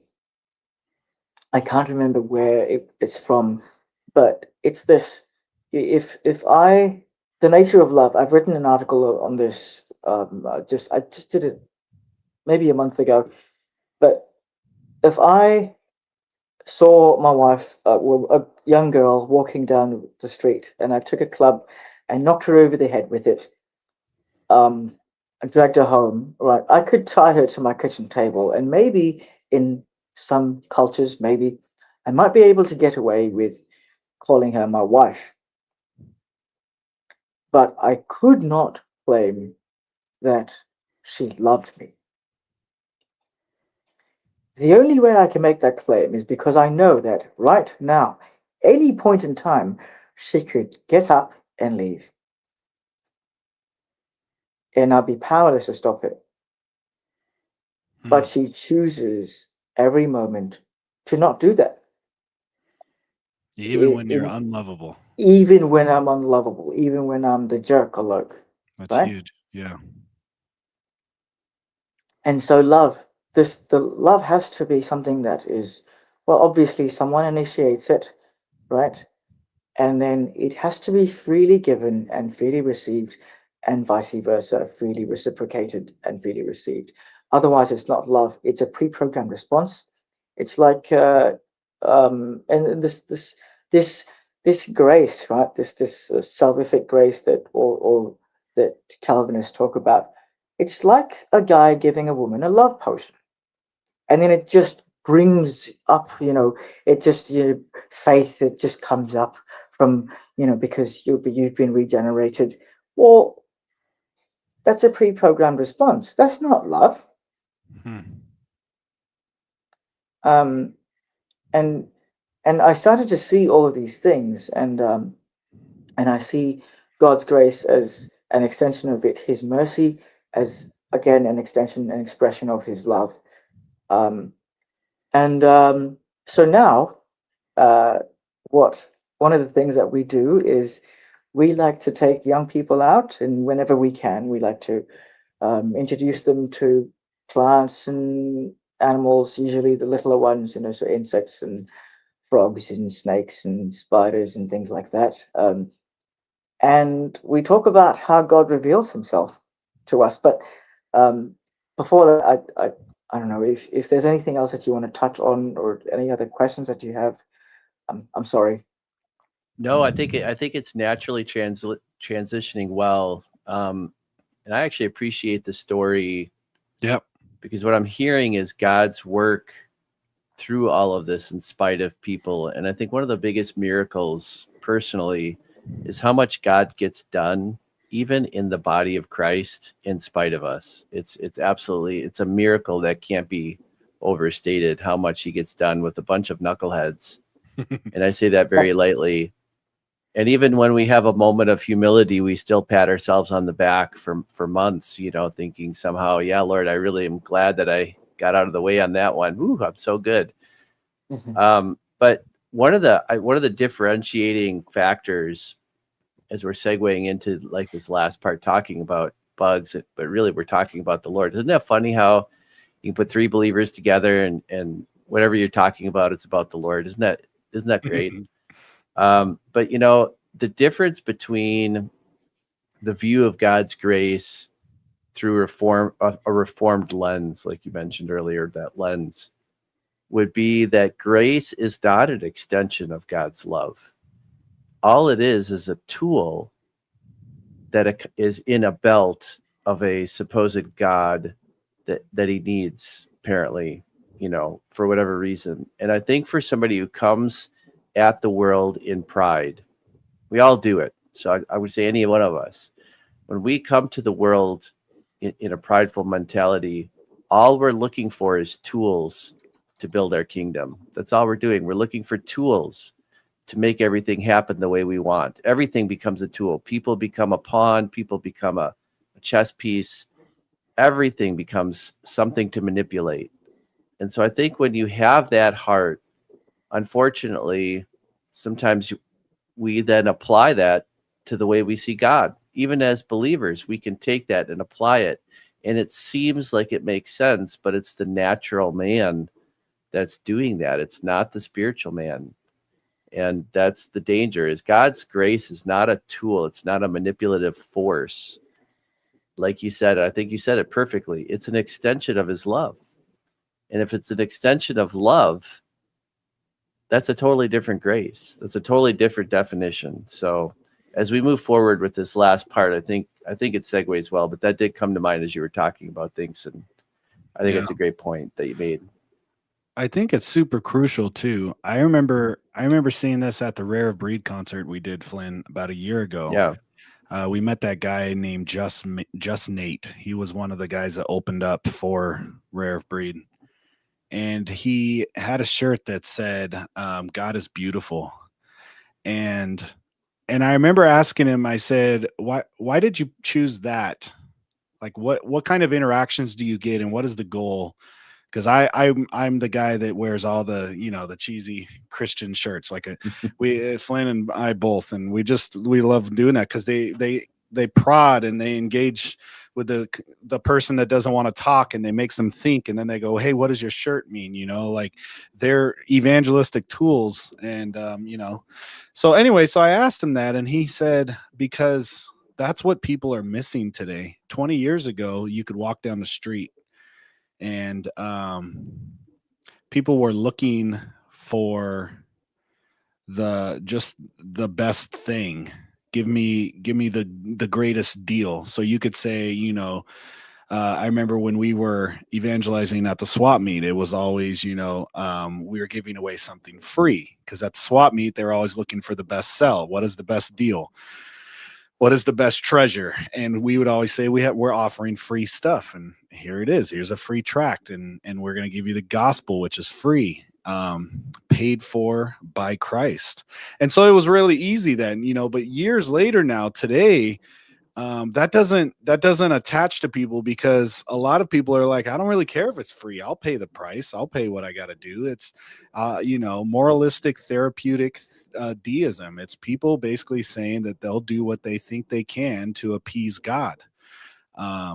That's the culture we live in, and they miss the pure fact that God is beautiful, and that we can understand life, and we can understand joy and peace and grace through turmoil, which is what you're talking about, Alok. You're talking about pointing to not just an idea, but a person that interacts with his creation in such a fantastic way that is nothing but amazing. Like that word itself, we use it so so flippantly, but amazing, awestruck. Like he is beautiful. When you look at a bug, you can't help, when you see these photos, you're going to bring them up and you're going to talk about them. You can't help but go, wow. Like God truly is beautiful. And that's what we're talking about. That's the grace of God. Yes, it is. And thank you for saying that. It's there are a couple of things that maybe I'd like to sort of end this last bit with before we move on, because I wanted to make this quite clear. When we're talking about pain and suffering and basically the problem of evil, right? So how do you look at that? Because we are seeing a lot of evil in our world today, and we're dealing with that right now. Um, and so it's either God has predetermined all of these things, He's decreed and ordained that they'll happen unchangeably, or evil, as the Bible says, arises where? In the heart of man, right? And so there are evil forces at play all around us. We don't see them, but they're unseen. They influence man's hearts, and this is where it begins, right? And so this is sin. This is sin, and God, in His mercy, because He offers mercy both to the victim and to the abuser, He offers mercy to everyone who is a sinner. In His long suffering and His patience, and because He gives us all free will, He often allows it. There are many times when He will stop it. Okay, many times. I mean, look, I didn't intend to carry on living, but God intervened. I don't think it was necessarily. I don't know. I mean, I think it was largely because I needed to be there for my children and for my wife and other things. So there are things that that are evil, and God will intervene and He will miraculously stop because He will step in. But there are also lots of things that He allows. But the beautiful thing is that He does not need these to somehow in some twisted manner display His glory. But He redeems these. Yes. Yep. And this is the beauty of our God. He is a redeeming God. And so everything from our own stupid, foolish decisions, willful or otherwise, to the things that we've experienced because we are just in a fallen world, and we experience the impacts and the effects of the sins of other people. Right from Adam all the way down to the people around us. All of these things God redeems, and He brings, just like you said, Kyle, because He's beautiful, He brings amazing beauty out of all of these things. And this understanding, I believe, gives us the best answer to the problem of evil, because I have looked at several different ones, and at least in the context of our conversation, the reformed answer only makes God a monster.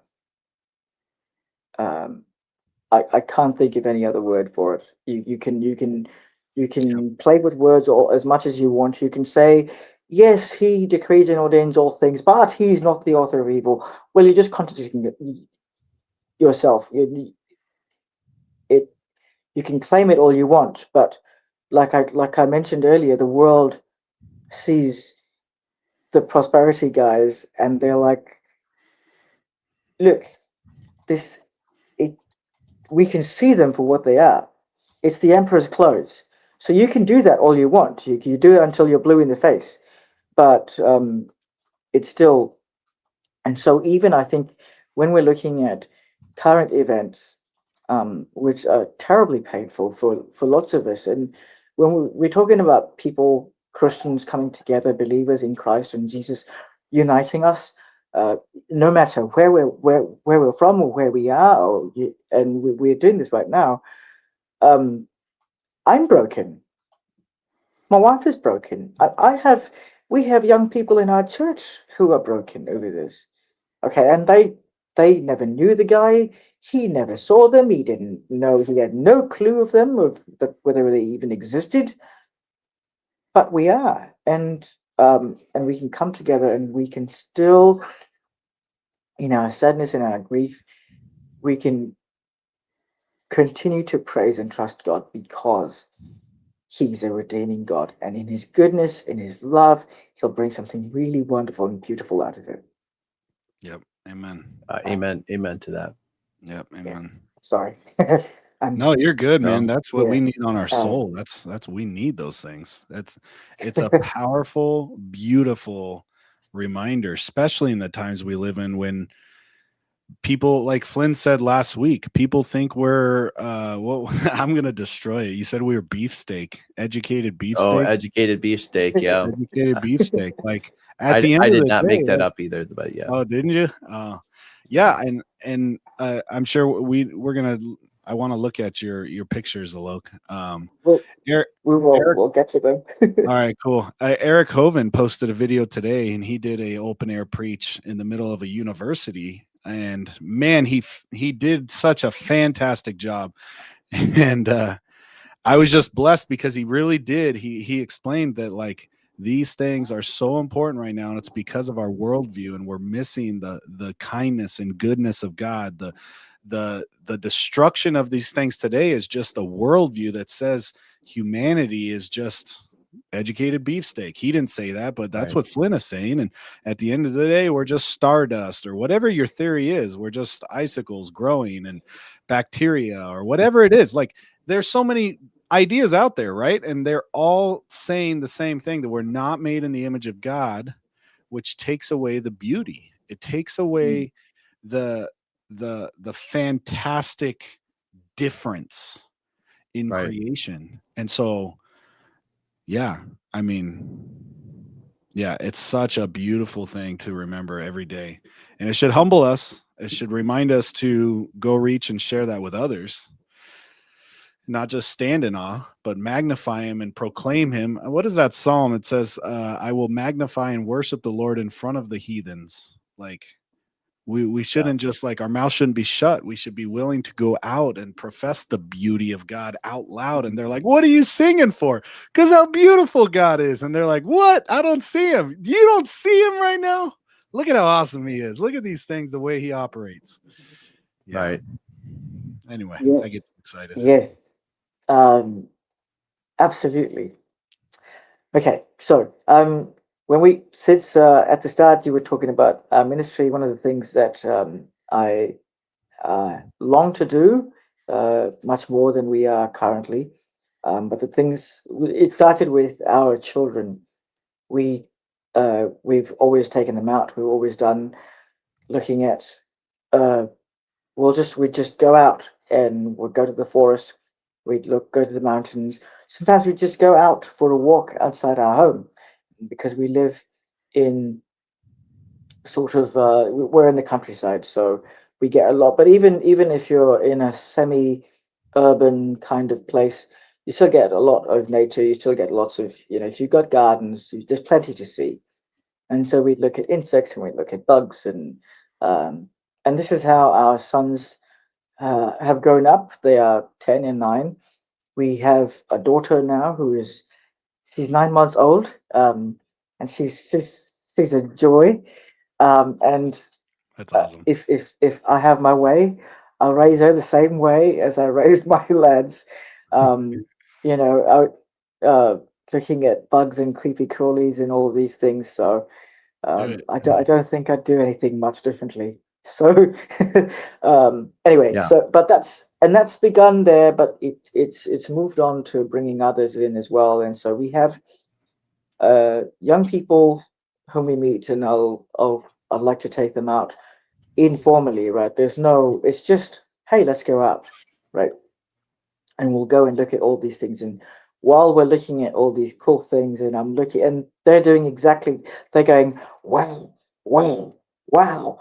And I'm just, I'm saying, yes, go, go, go, feel that awe, because it's something that we don't feel. Okay. It's something that's been killed by our phones, something that's been killed by school. I'm sorry, but it just is. Don't be sorry, Um, man. Yeah, preach it. yeah.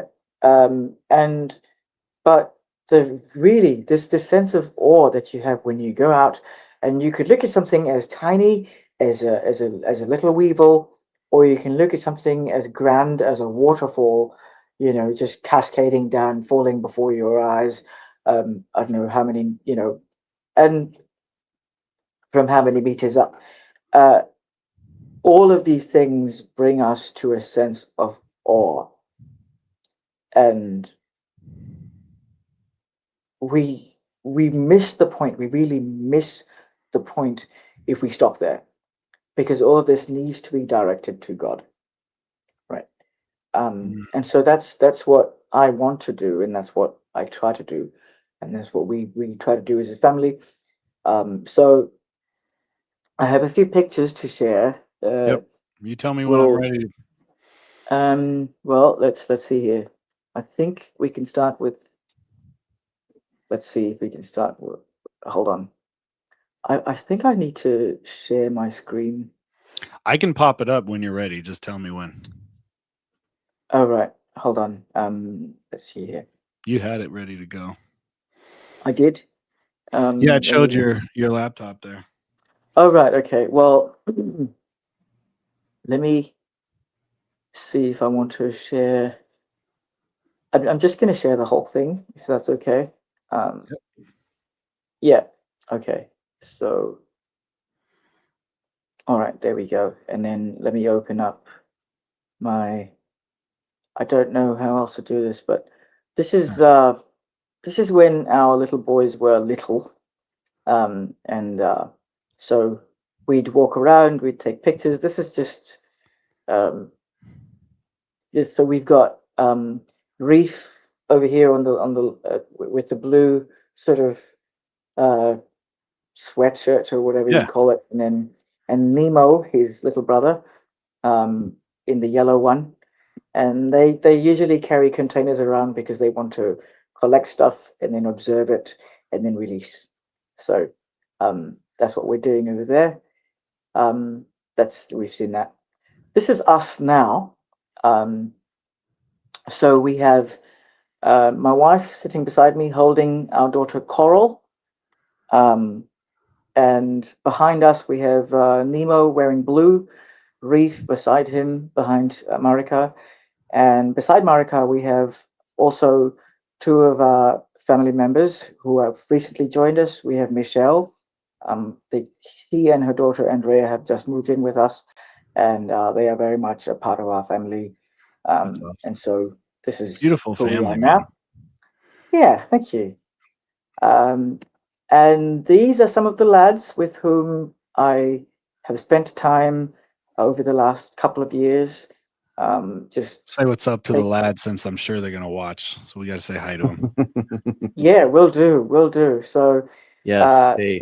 these they're really wonderful young men, and they're all off at university right now. So I don't Mm. get to see them very much, but I'm glad I got to know them a little bit and get spend time with them, because um, they have got to appreciate and I hope get a better understanding of how God reveals Himself to us through creation. But their love for little bugs and spiders and things like that has just grown, and I'm all for that. So um, in the future, what we hope to do is we hope to start something that is more regular, where we do more formal sort of camps, and where these young men will be working with us to facilitate them and teach young children when we go out and we're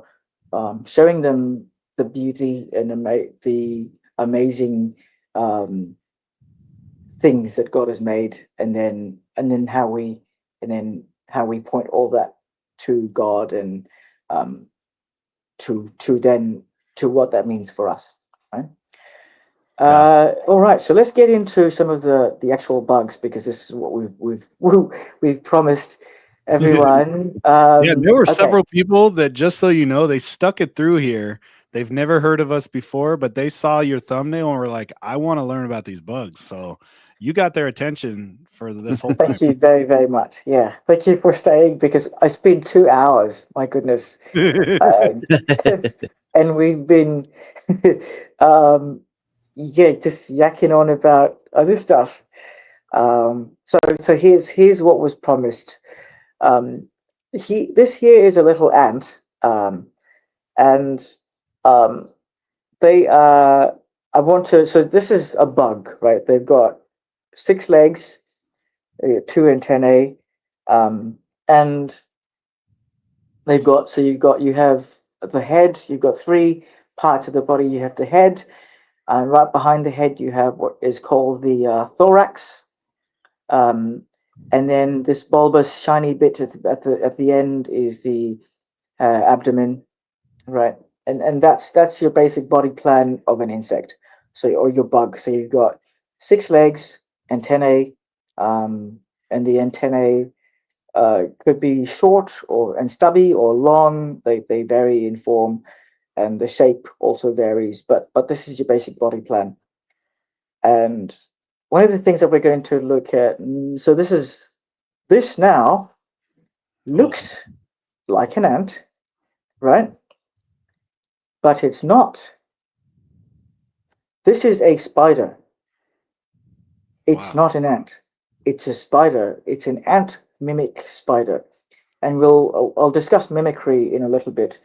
But these guys are absolutely amazing. And there are many different species of these. We see dozens of them around where we are. And so what they do is, so you have mimicry in 2 areas. So one is just in the way they look. Sorry, so just the body uh, plan, right? Just the way it looks. So the form, and let me see if I can get you a better picture. Here we go. Okay, so this is the male. This is the male, and you see the male has 2 very long jaws, very elongated, quite what's the word? Pronounced jaws. And this is so here we see the 4 front eyes. Spiders have 8 different eyes typically. Some have less, but they typically have 8 eyes, and insects just have 2 compound eyes, right? So that's one of the major differences. So this is a good top-down view. So we've got, you see, it looks like an ant, but actually what they've got is 8 legs instead of 6, and they don't have antennae. And so this is a really cool form of a really cool phenomenon, where you see one animal which is not really related to another, but it looks like it and derives some kind of benefit from doing so. And you see, the thing with being an ant is, so let's say you're a bug, or you're a predator, right? And you're looking for a meal, and you see an ant. Well, you're not going to do much to the ant, because you know where there's one ant, there's got to be a bunch of his mates nearby. Yeah. So you don't want to mess with the ants. And so when you're something else and you look like an ant, you have a lot of protection just by virtue of looking like an ant. And this phenomenon is called myrmecomorphy, which basically means myrmeco is myrma is ant, morph form, so ant form, right? So you have sorry, I'm switching to American. So ant form. Okay, let's just do that. Okay, so you got your ant form, And a lot of different insects, a lot of different other spiders, not just these guys will do it. Um, and the cool thing is that they don't do so only in terms of looks, but they also do so in terms of behavior. So if we go back to, remember the ant has the two antennae, right?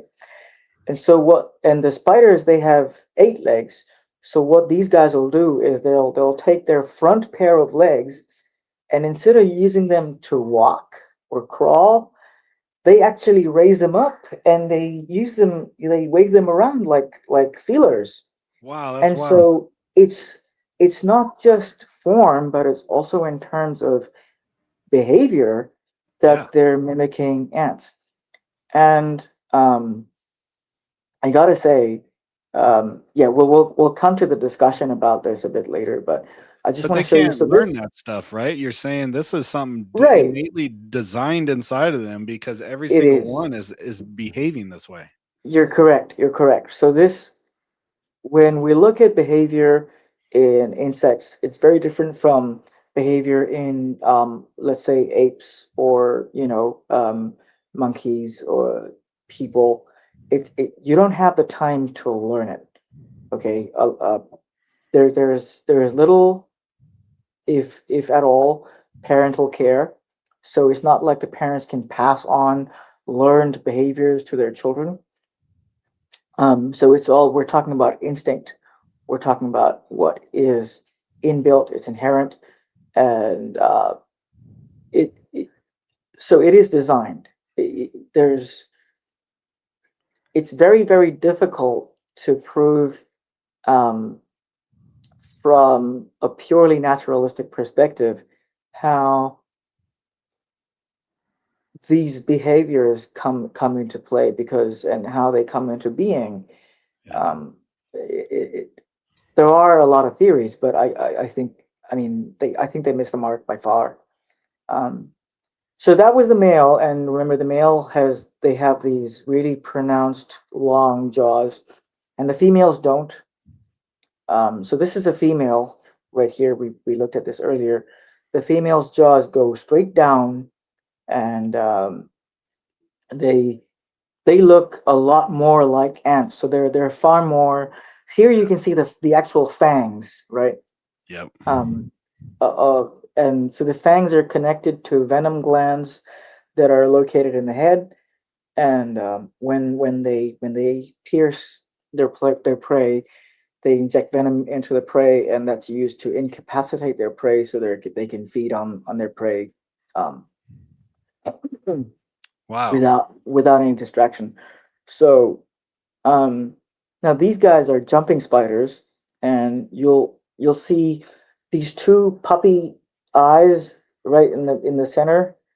These are characteristic of jumping spiders, and I start with them all the time because they're they're they're the cutest. They're the most charismatic of all spiders, right?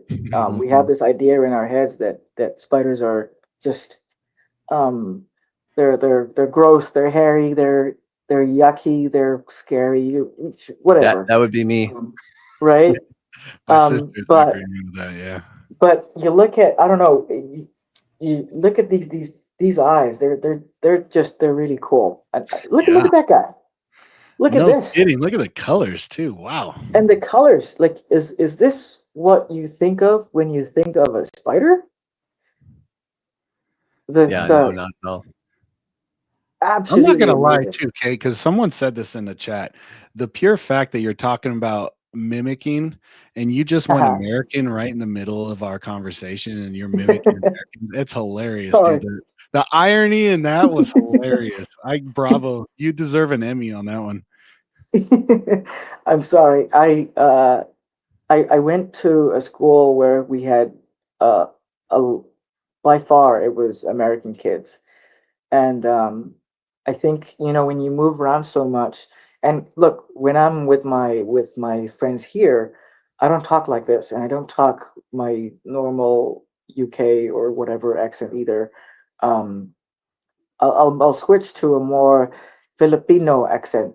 It's thicker, Yeah. It's because it just sounds. I guess it's a just the inherent desire to be better understood. Maybe I'm maybe that's it. I don't know. Um, I love it. but yeah, but I gotta say, so one of the things that I want us to look at here that is really cool is the metallic nature of these colors, right? So these Right. are not your typical shades of different various colors that you see. These are specifically metallic. Let's look at another one from the side, um, and here from the top, right? So this is a jumping spider. They're pretty small. They're, the biggest ones might be maybe less than half an inch um, in length, right?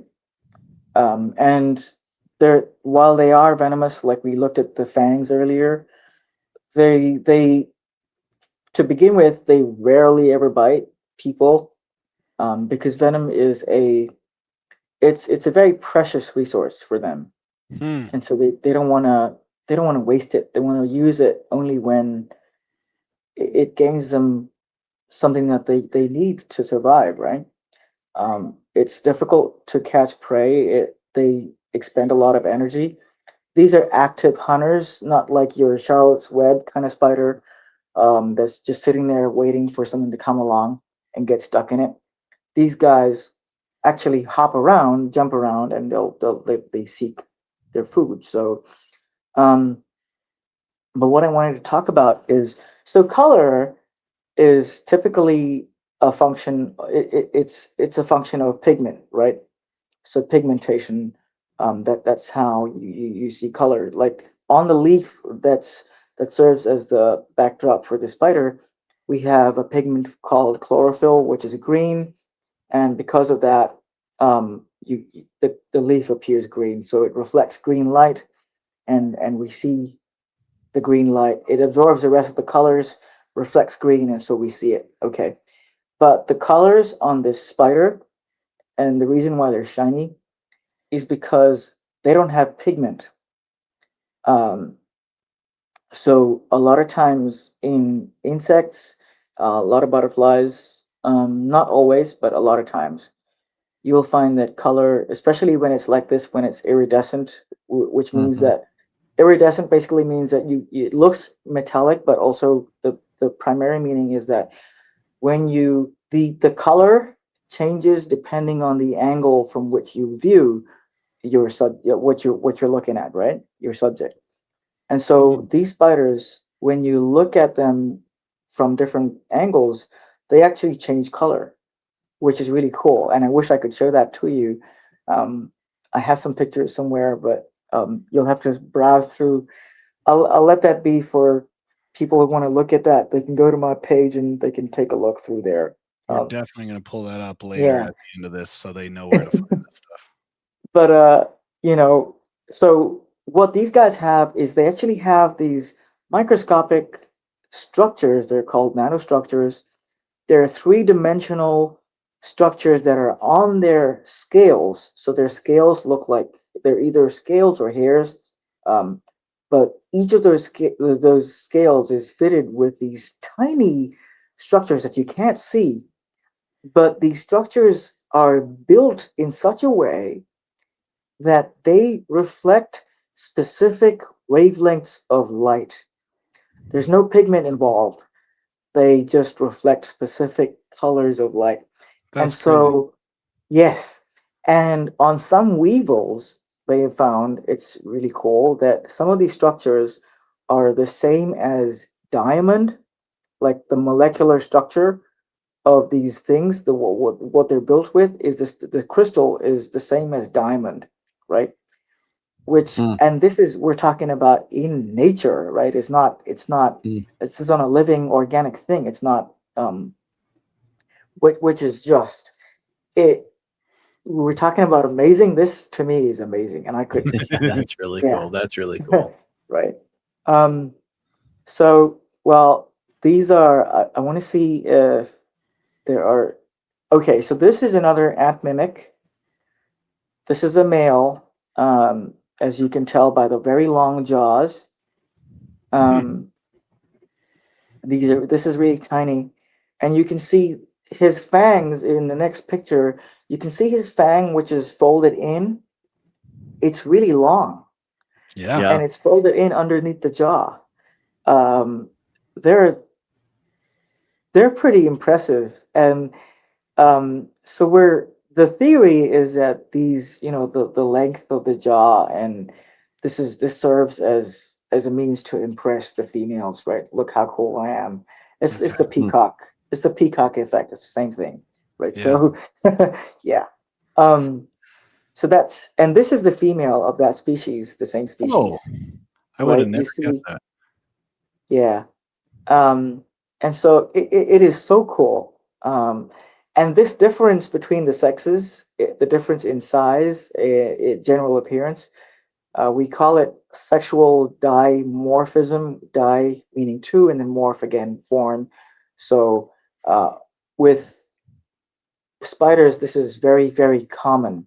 You have, and sometimes very extreme. Like you'll see spiders that are yay big, like really as big as my palm, right? On my hand, even if you include the leg span. And then the males are like smaller than my fingernail. You know, you can barely Mm. see them. Uh, Mm. it's crazy. That's extreme dimorphism, but then we see Mm. this is a less extreme form of that.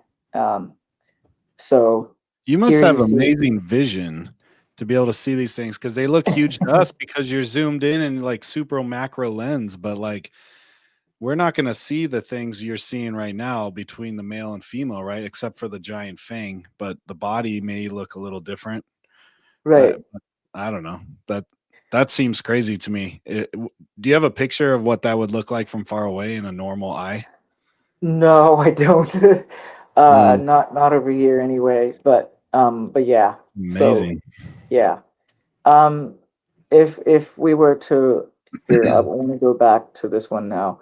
Now this guy over here, this is a different group of spiders. They're commonly known as ogre-faced spiders, and you can see why, right? It's pretty clear. I like the name ogre-faced spiders because Yeah, yeah. that's a Kyle Um, spider right there. yeah, these guys are really cool. So I want to show you what they look like from the side. That's what he looks like. I think I can zoom. Hold on, let me see if I can zoom in. Yeah, there, Whoa. right? Oh, my kids are gonna love this. Um, and then this is from the top. They have a really pretty pattern. You can see a couple of the eyes from the top. Mm. Really pretty patterning on their backs.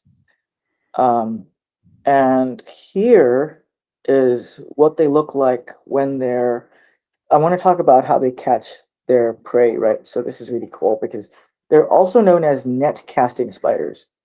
And so, like the jumping spiders will move around, they're active hunters. These guys, they build this web, right? And it's made of very sticky silk, different from the silk that they use to suspend themselves.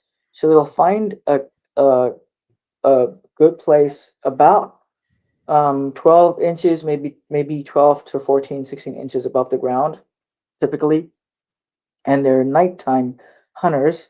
So they have, I believe they have even better night vision than owls, right?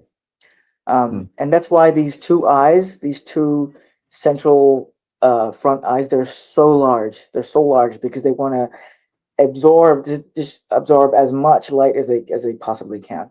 So, um, so what they do is they'll just sit there and they'll lie there and wait. And when something passes underneath, they cast their net, and whatever's passing underneath gets stuck in the net, and they'll draw it up and they'll wrap it up, and then they'll feed on it at ease. And that's one of the really cool predatory mechanisms of these guys. Just spiders have many different ways in which they catch their prey, but I think they're really cool. So wanted to share with you these guys. So Yeah. Yeah, um, that's really cool. I I think a lot of kids would really really like these. Yeah. No kidding. Yeah. I've never seen anything like this before. As far as these kind of faces, these are really really great shots too. Just from a photographic standpoint or an artistic standpoint. Give us Yeah, some thank you. crazy stats. How many spiders? We're talking about spiders. How many types of spiders are in the Philippines? Oh, you know what? I bet it's a scary number. I don't know. In terms of types, it might be more than 6,000 like species. Um, Wow. but that's no, I'm not talking about just the Philippines. I think in the world, Oh, okay. right. But in when we're talking about the Philippines, we have to remember that this is the biodiversity here is way off the charts. So we are what we call a mega biodiverse region in the world, and because there hasn't been a whole lot of work done on um, in this field, whether we're looking at just entomology, which is insects, and uh, also kind of includes spiders, or arachnology, which is just spiders. Not much work done here, and so we're constantly like these guys. This has not been documented before. Okay, this is another species not been documented before. Hmm, Um, um, the a lot of the stuff that we find is really cool because Wow. we're like we're the first ones um, taking pictures of them. Maybe people that's have seen great. them, but they haven't actually documented them. So some of these are new to science. So That's so cool. that's very exciting. You know, when you see something that's you're like, you know, you go online, you try to find out what it is, and then you figure out, my goodness, I don't see anything like this, and my expert friends are not able to tell me what it is because and then some of them say, well, this is just because it's new, or we it doesn't Yeah. have a name, right? So Hmm. yeah, Yeah. um, And people are doing that every day, right? They're still trying to still discover these things. I mean, yes, there's so yes, many out there. It's crazy. that's right. Yeah, I have a friend who is a spider expert, and he's German. He works at the Senckenberg Museum. Um, I admire his work very dearly, very deeply, but and I, you know, he's a good friend of mine, but we disagree. He recently just posted something. He's a nice guy, so he's not going to be inflammatory or anything. But he responded to my Charlie Kirk post, which is interesting. But we disagree on these things. But Sure. maybe he'll see this, and maybe he'll yeah. Um, but he's a cool guy. But he's one of the guys to whom I'll go in order to find out like what this stuff is. I know a little bit, but I'm far from an expert, right? So I enjoy taking pictures. I learn a lot from like I'll take a picture and I'll go and look it up and I'll research, and you know we'll do that with the kids, and I might write an article about it or something. But Awesome. I'm not coming from a formal educational background, right? So Sure. yeah. Awesome. Um, here is uh, this is camouflage. So this is a leaf insect. Not sure if you can see Yeah. even the shape of the segments on its legs are shaped like leaves, and you see the edges. Yeah. They look like they've been sunburned. You know, like the sunburned edges of a leaf were chewed, you know, chewed into by some kind of bug. That's insane. And Wow. the veins on the leaf, on the wings rather, look just like the veins on a leaf. It is incredible, absolutely incredible. And there are a whole lot of these different countries, different parts of the world. Um, Yeah. so cool. Um, this one was found. It was photographed in Laos. We lived there, and we this is when before my kids were born. My wife and I were there, and we went out to the forest for a bit. So yeah. And another interesting thing is that when the babies hatch out of the eggs, they are a completely different color from the adults, right? And so this is one of these species. They're a deep red, and they're really tiny.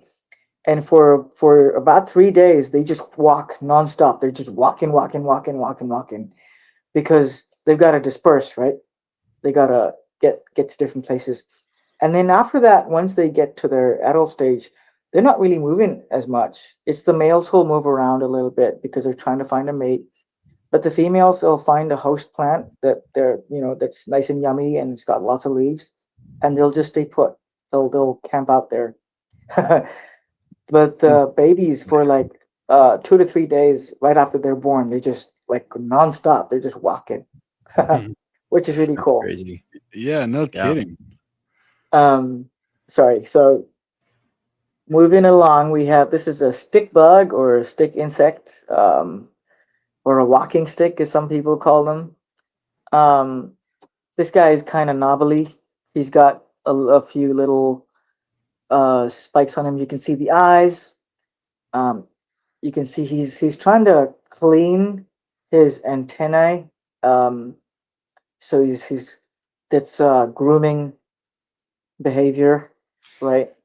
He's like Um, lumpy like a stick. I mean, it's crazy yeah, with the yeah. dimples and all that. He's bumpy and a little spiky, and um actually this is a female, so I shouldn't say he. But yeah. But yeah, these guys are pretty cool. They are nocturnal, so they come out at night. During the day they hide away so well you can't see them. It's the best time to find them is to go out at night, and with a flashlight, you look at them. um This is another stick insect, but this lady actually, rather than mimicking a stick, this is more of a moss mimic, and that's why you have the little green bits on it. You see the bit of green over here. So when you see it on on a mossy tree trunk, or a tree trunk that's got like lichen on it, you really you it's very very hard to tell them apart from their surroundings. My Right. goodness. um, just unbelievable stuff. So Hmm. even the eyes have a pattern to them. You can see the pattern Hmm. on the eye there, which is pretty cool. Um, Do so you that's do you yes. send these Sorry. out? I know you said that you work with someone to identify them, you study them yourself, but Hmm. do you work with like a research facility itself? Because I'm sure these things would be super beneficial since they are trying to discover these things. Um, I don't. I don't formally work with any facility per se, Okay.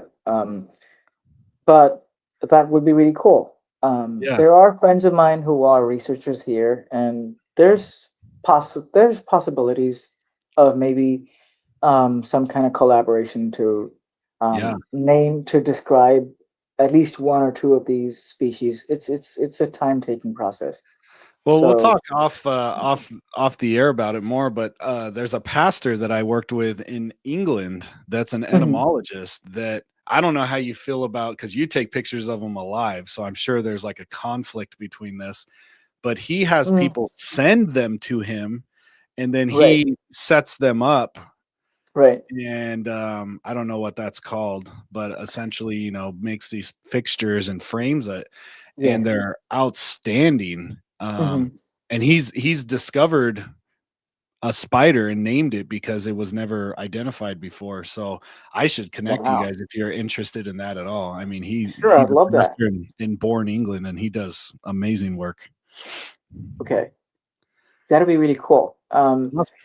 I personally, I don't have anything against. I want to be careful because I think killing stuff just for the sake of it, wanton sort of killing. I think Right.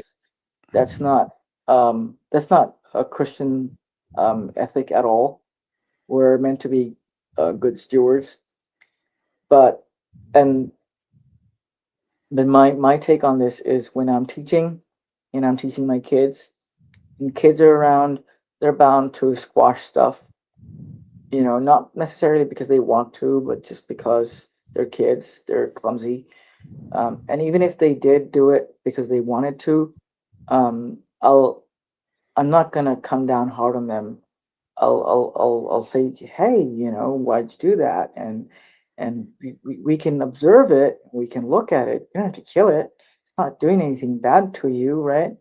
And um, so we'll talk about that. But I think when it comes to science and research, it has to be done. And this is even if we're talking from a purely secular point of view, for the sake of science, I think people, even the scientists, will agree, right? The most woke guys, scientists will agree. Even if we're looking at just preserving what we have and conservation, right? You can't conserve and preserve what you don't know you have, right? And Right. so we want to go out and look at what's there, and then we want to find out about it so we can better preserve it. So, and in order to do that, you need there some of them have to be killed, not a whole lot, but so I'm okay with that. I'm not like and we we collect like as students, students will collect, they'll make bug collections, and you're talking about preservation, right? So making those mounts, those insect mounts where you pin them and you Right. Yep. make them look Exactly. really pretty. Right. They're really good additions to museums and stuff like that. They're very valuable. So there's a place for those. Yeah. So you've got let's do this just for sake of time. Yeah. I could sit and watch Time. these Sorry. Yeah. Yeah. all day. These are so Sure. cool. All these Sure. pictures. I'm gonna just say this too. I'm normally not a spider fan. Like I Okay. naturally recoil at spiders, and every one of these pictures, I'm so fascinated by them that I kind of catch myself not even thinking about the whole arachnophobia thing that normally kicks Right. in for me. Right. These are great. I will also say I love that. I didn't know this when we talked over the phone because you didn't get into all the detail, but earlier you got into the detail about how your dad would take you out when you were young. Hmm. And one of the kind of sub themes I think from tonight's discussion Yeah. is training your children up in the way they should go and taking such a beautiful thing that you and your dad have or had Mhm. and continuing that. I think that's a wonderful connection here as well. So Right. can we say you had a really cool take? Share a couple more, share whatever you want to share, but I really Right. want to get to talking a little bit how we can see God's grace in this because I think that was I had not Absolutely. thought of that Yeah. before. Yeah. Well, I'll show you another spider. Sorry, Kyle, but sorry, Flynn. No, So dude, this you're fine. is These are Oh yeah, yeah, look at that thing. yeah, this. You know that film, Monsters Inc. That movie, yeah. and that grumpy monster that was, um, what was that lady?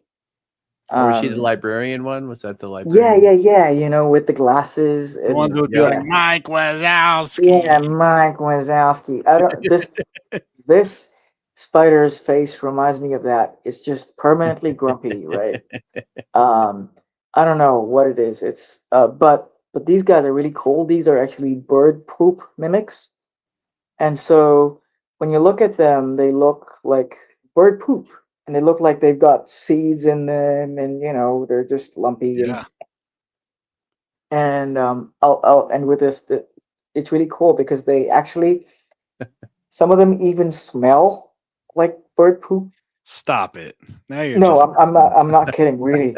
Okay, so they have these chemicals that they release that make them smell like bird poop. So flies and stuff will go to them, and they're like ambush predators or ambush hunters. So something gets too close, and bam, they've got it, and that's it. So that's insane. that's yeah. So these are crab spiders. You'll see different kinds. Some of them are really pretty. Some of them are not so pretty, like this one. But they all have the same kind of grumpy face. Just very, very typical of crab spiders. Just I don't know, like they Might woke be up on the wrong happy. side of the bed. Don't presume their motive. They might be that might be the best day of their life right there. Yeah, I don't know. I would be kind of crabby if I was a mimic of bird poop, but right, I didn't realize the bird poop thing. I was researching a little bit before tonight, or before we hopped on tonight, right. and it looked like there are some caterpillars too that are bird poop mimics, and I was like, huh. Yes, that's right. Yeah. I'm like, why isn't that featured in my books? When I was teaching on mimicry last year, I'm like, that needs to be in my book because that's the only thing my kids will remember are Right. those ones. So especially the boys. Yeah. Here, let's get to StreamYard. Is it here? I think it is. Yeah. So I'm just gonna quit out of this and then okay, there we go. So, I um I know it's been really long, but let's get to we there are other um aspects about God that the Bible talks about, and his what the Bible describes as, I think it is Paul, right? His since the creation of the world, his divine eternal attributes have been on display, right? And so have been revealed to us. And so we look at that, and there are things that we see. There are attributes of God that we see his power, right? In just the and his omnipotence, potence, the vastness of the universe. We look at all the laws that govern the universe, and then the sheer amount of energy that runs everything. Um, all of the stuff that we see, also his wisdom and his creativity in the interconnectedness of everything, not just between, we're talking about food chains and stuff like that, but even between the living and the non-living. Everything is connected and it works out so beautifully. And then we talk about God, his order, his faithfulness, in the seasons, how they come, uh, with regularity, in regular frequency and all that, and cycles, day and night. Um, but I think one of the things that people maybe we don't really consider is how God's grace is revealed to us, and this is something that I am quite passionate about because I came from a place, as we were discussing, where my idea of grace was this.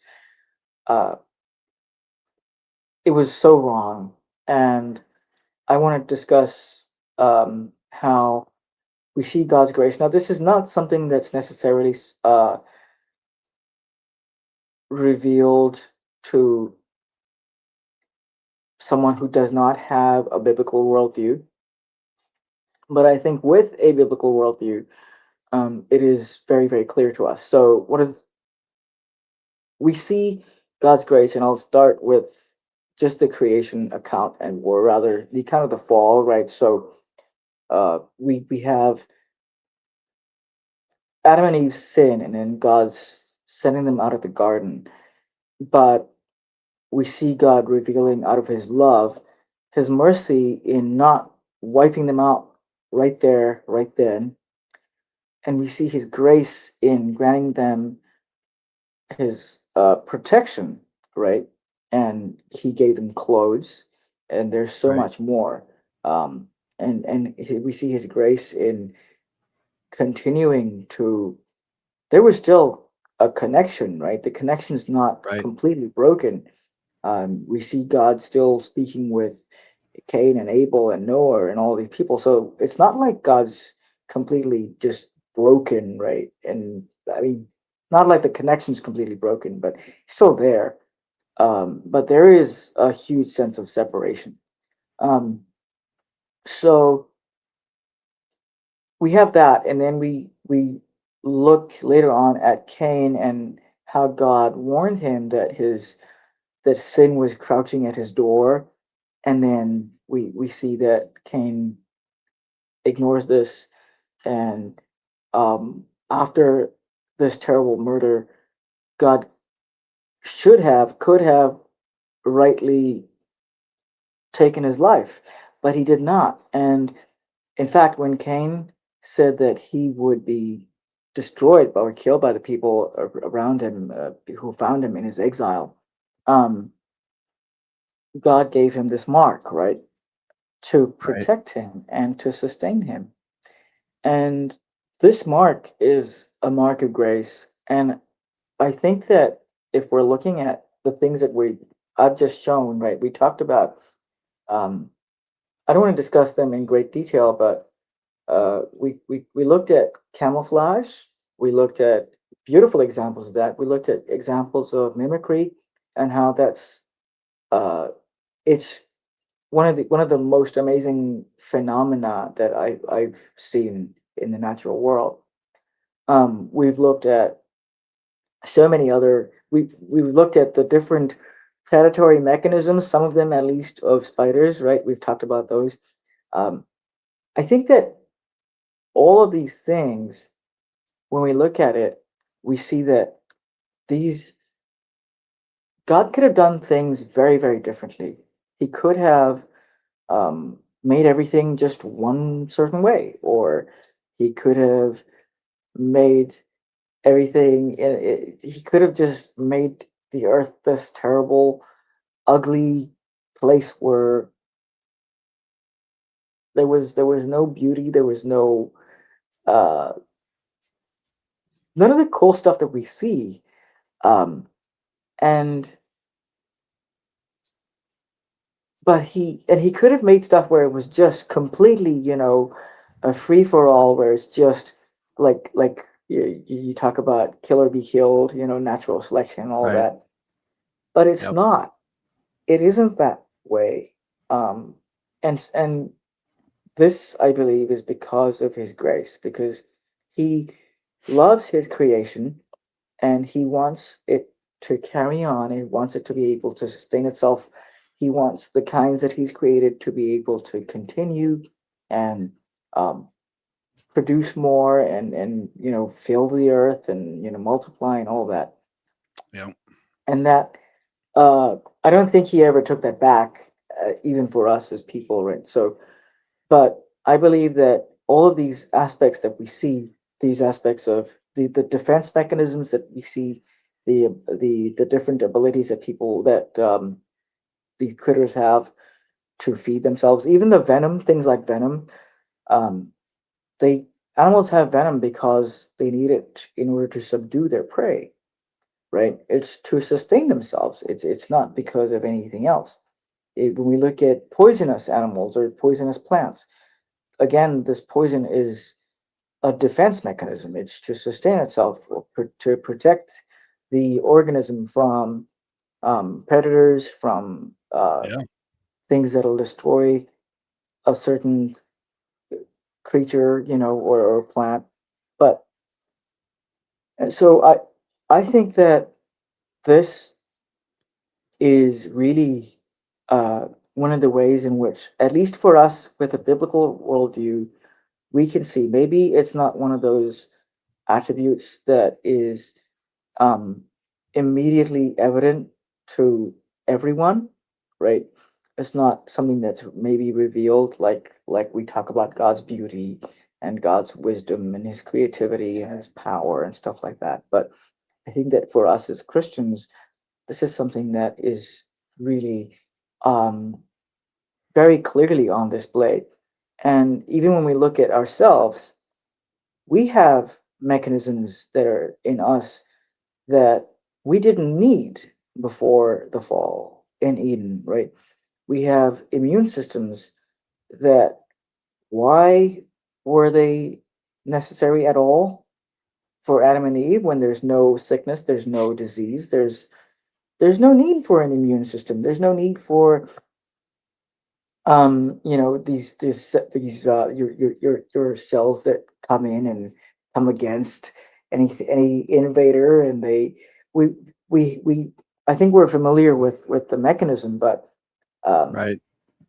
that's so it some people will talk about, okay, so maybe God made people with immune systems and these defense mechanisms and stuff. They were in place before the fall, or maybe he miraculously just put them in after the fall. But that's besides the point, right? The point is that these mechanisms are there, and these are there to protect his creation. These are there to sustain his creation, and these are evident in practically every single organism we see, right? To a point. We talk about even adaptation. Adaptation is what creationists would call microevolution, right? Um, it's possible to a point, right? Beyond that, it stops. Um, and there are forces that cause creatures to go into extinction, including us, right? We're often the cause of that. I'm not going to get into the ethics of that because that's a can of worms, um, but that I believe is grace. Um, and so I think for us, what I tell our kids and what I tell our young people is that, look, if we're claiming we're seeing God's grace and we see it revealed to us so beautifully and so clearly in creation, and if we claim to be recipients of this truly amazing grace, then we have absolutely no excuse, none whatsoever, to not be gracious to others, right? Hmm. And yet we are all the time. I mean, I am, right? Um, and so I think that when we're talking about things like Calvinism, and I can say I think it's a false system. I agree with Warren. Oh, I know you had him earlier on your show, and he talks about how it is an anti-Christ, anti-gospel, anti everything that we believe to be true and good system. And we can say that, but we can remain gracious, and we can, like I said, we're not pushing people out of the kingdom. We're not pushing people. We're not saying they're out of the, they're not saved. They're not Christians. We're coming against an ideology. We're coming against a philosophy. Um, we can come against other uh, the whole Marxist, I don't know, leftist agenda, and we're coming against that now. Um, I think a lot of Christians around the world are, in a very real and tangible way, Yeah. because the pain that we feel is very real and tangible. But um, really, we have no excuse to not be gracious to the people whom we might perceive as our enemies, when Jesus himself uh, gave his life for us while we were his enemies. Um, Right. and he did this for everyone, every single one of us, right? Not just for some select few, right? Um, Yep. and so I think that's a very uh, sobering thought for me. And there are a lot of things that are healing and encouraging and wonderful about going out and enjoying God's creation. But this, to me, of late, has been one of the biggest, most important things on my mind. Is just God's grace, and how in his grace he enables us to, he in his grace and love he creates beauty. In his grace and love he allows us to be able to recognize it and acknowledge it and appreciate it, right? And then we can even look at ourselves and say, so I look at all these beautiful things that you've created, and I look at myself, I'm just this brown guy, you know clunky, whatever, and uh and yet you chose to make me in your image, and you chose to love me, and you chose to show me Mhm. your grace. And what excuse do I have to not show that kind of love and to not show that kind of grace to anybody else? Whether they be, no matter what they've done, whether I agree with them, whether I disagree with them, whether they're just the most heinous, wicked people or not, whether they're kind, doesn't matter. And so I think that's where it's led me to, and this is my one of the biggest sort of focal points of my ministry, I guess, if I'm sharing creation with kids, with young people. And so yeah, this is what I wanted to share with you guys, and I'm really, really Yeah. thankful for the opportunity. Yeah. I think the way that you've articulated it, and I know that we've gone on, and I love it. I mean, I'm going to tomorrow. I'm going on a long drive tomorrow, and so I'm going to be replaying it just to hear all the little bits and pieces that we talked about. Not because I want to listen to myself by any means, but just to hear all the pieces and how they all fit together. And anybody who listens through, even if it's in segments, I feel like it fits really well together. And I'm sure, Kyle, you agree too. The reality of God's grace, and the one thing I will say, Kyle, you brought it up earlier with, general grace or whatever you want to call it, that God gives to everybody, common grace, right? Because Calvinists or Reformed theology people, they're going to have to do something to explain away all the Bible verses that talk about God giving grace to everyone. So they'll say, well, that's common grace. But as you talked about, Alok, God gives, in a sense, a bit of grace even to these creatures that can't learn it, right? It's not a learned behavior. You said it, and it does make sense biologically. They don't learn these things. It's just given to them. It's a provision. God's provision is what I'm thinking about as we're talking about all this, and how God's provision ties in with grace. And that's for all these creatures, all kinds of different ways, mimicry and other things that God has given, camouflage, and all the way he provides for all these creatures that can't learn it on its own. They don't go to creature school and learn these things. They just do it. And that's all of God's grace, like you said, even in a fallen world. But if he does that for all creatures all around the world, for people, and provides all this so-called common grace for all of people, my question has always been, or at least as of late, probably the last couple of years, has been, if God is so lovingly willing to give common grace to all of mankind and the entire world, well, they don't deserve it, right? I mean, even a Calvinist would say, no, they don't deserve this. They don't deserve common grace. No, they don't. Well, then why does he give it to all of them? Well, because God is love. Okay, well, if God is love, then why doesn't he offer salvation to all? Well, because they don't deserve it. And you go, well, wait a second. So why would he give common grace? We don't deserve it. Well, because God is love.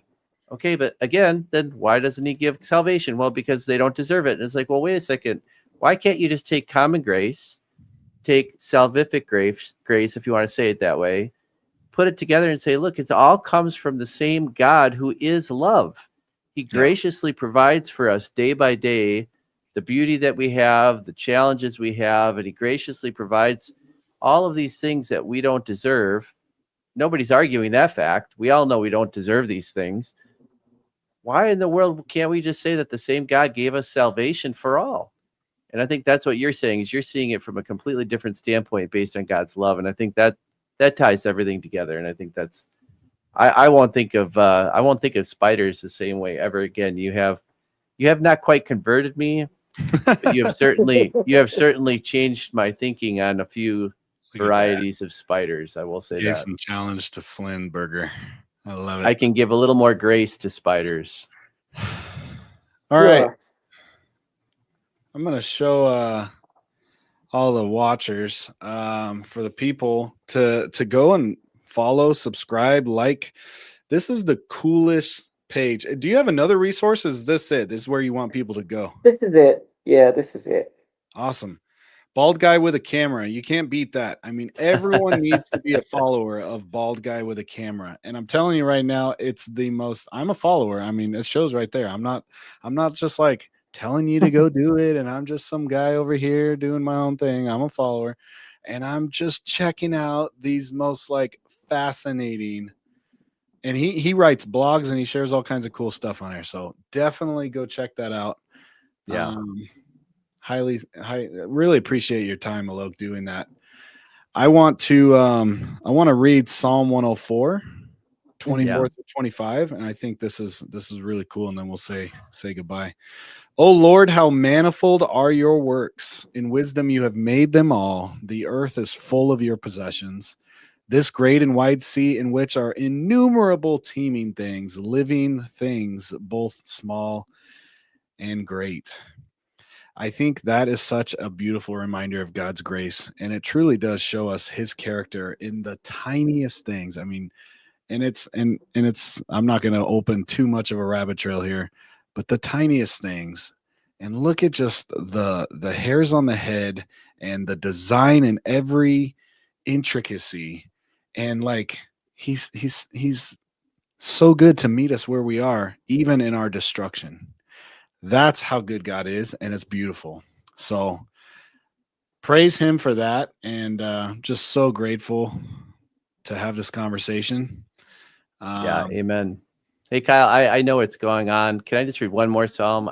This is one really quick. Yeah, you want to sing more times? Yeah, I know. We have eternity, you know. So Psalm 96, verse 1. This reminded me of what you said earlier, actually.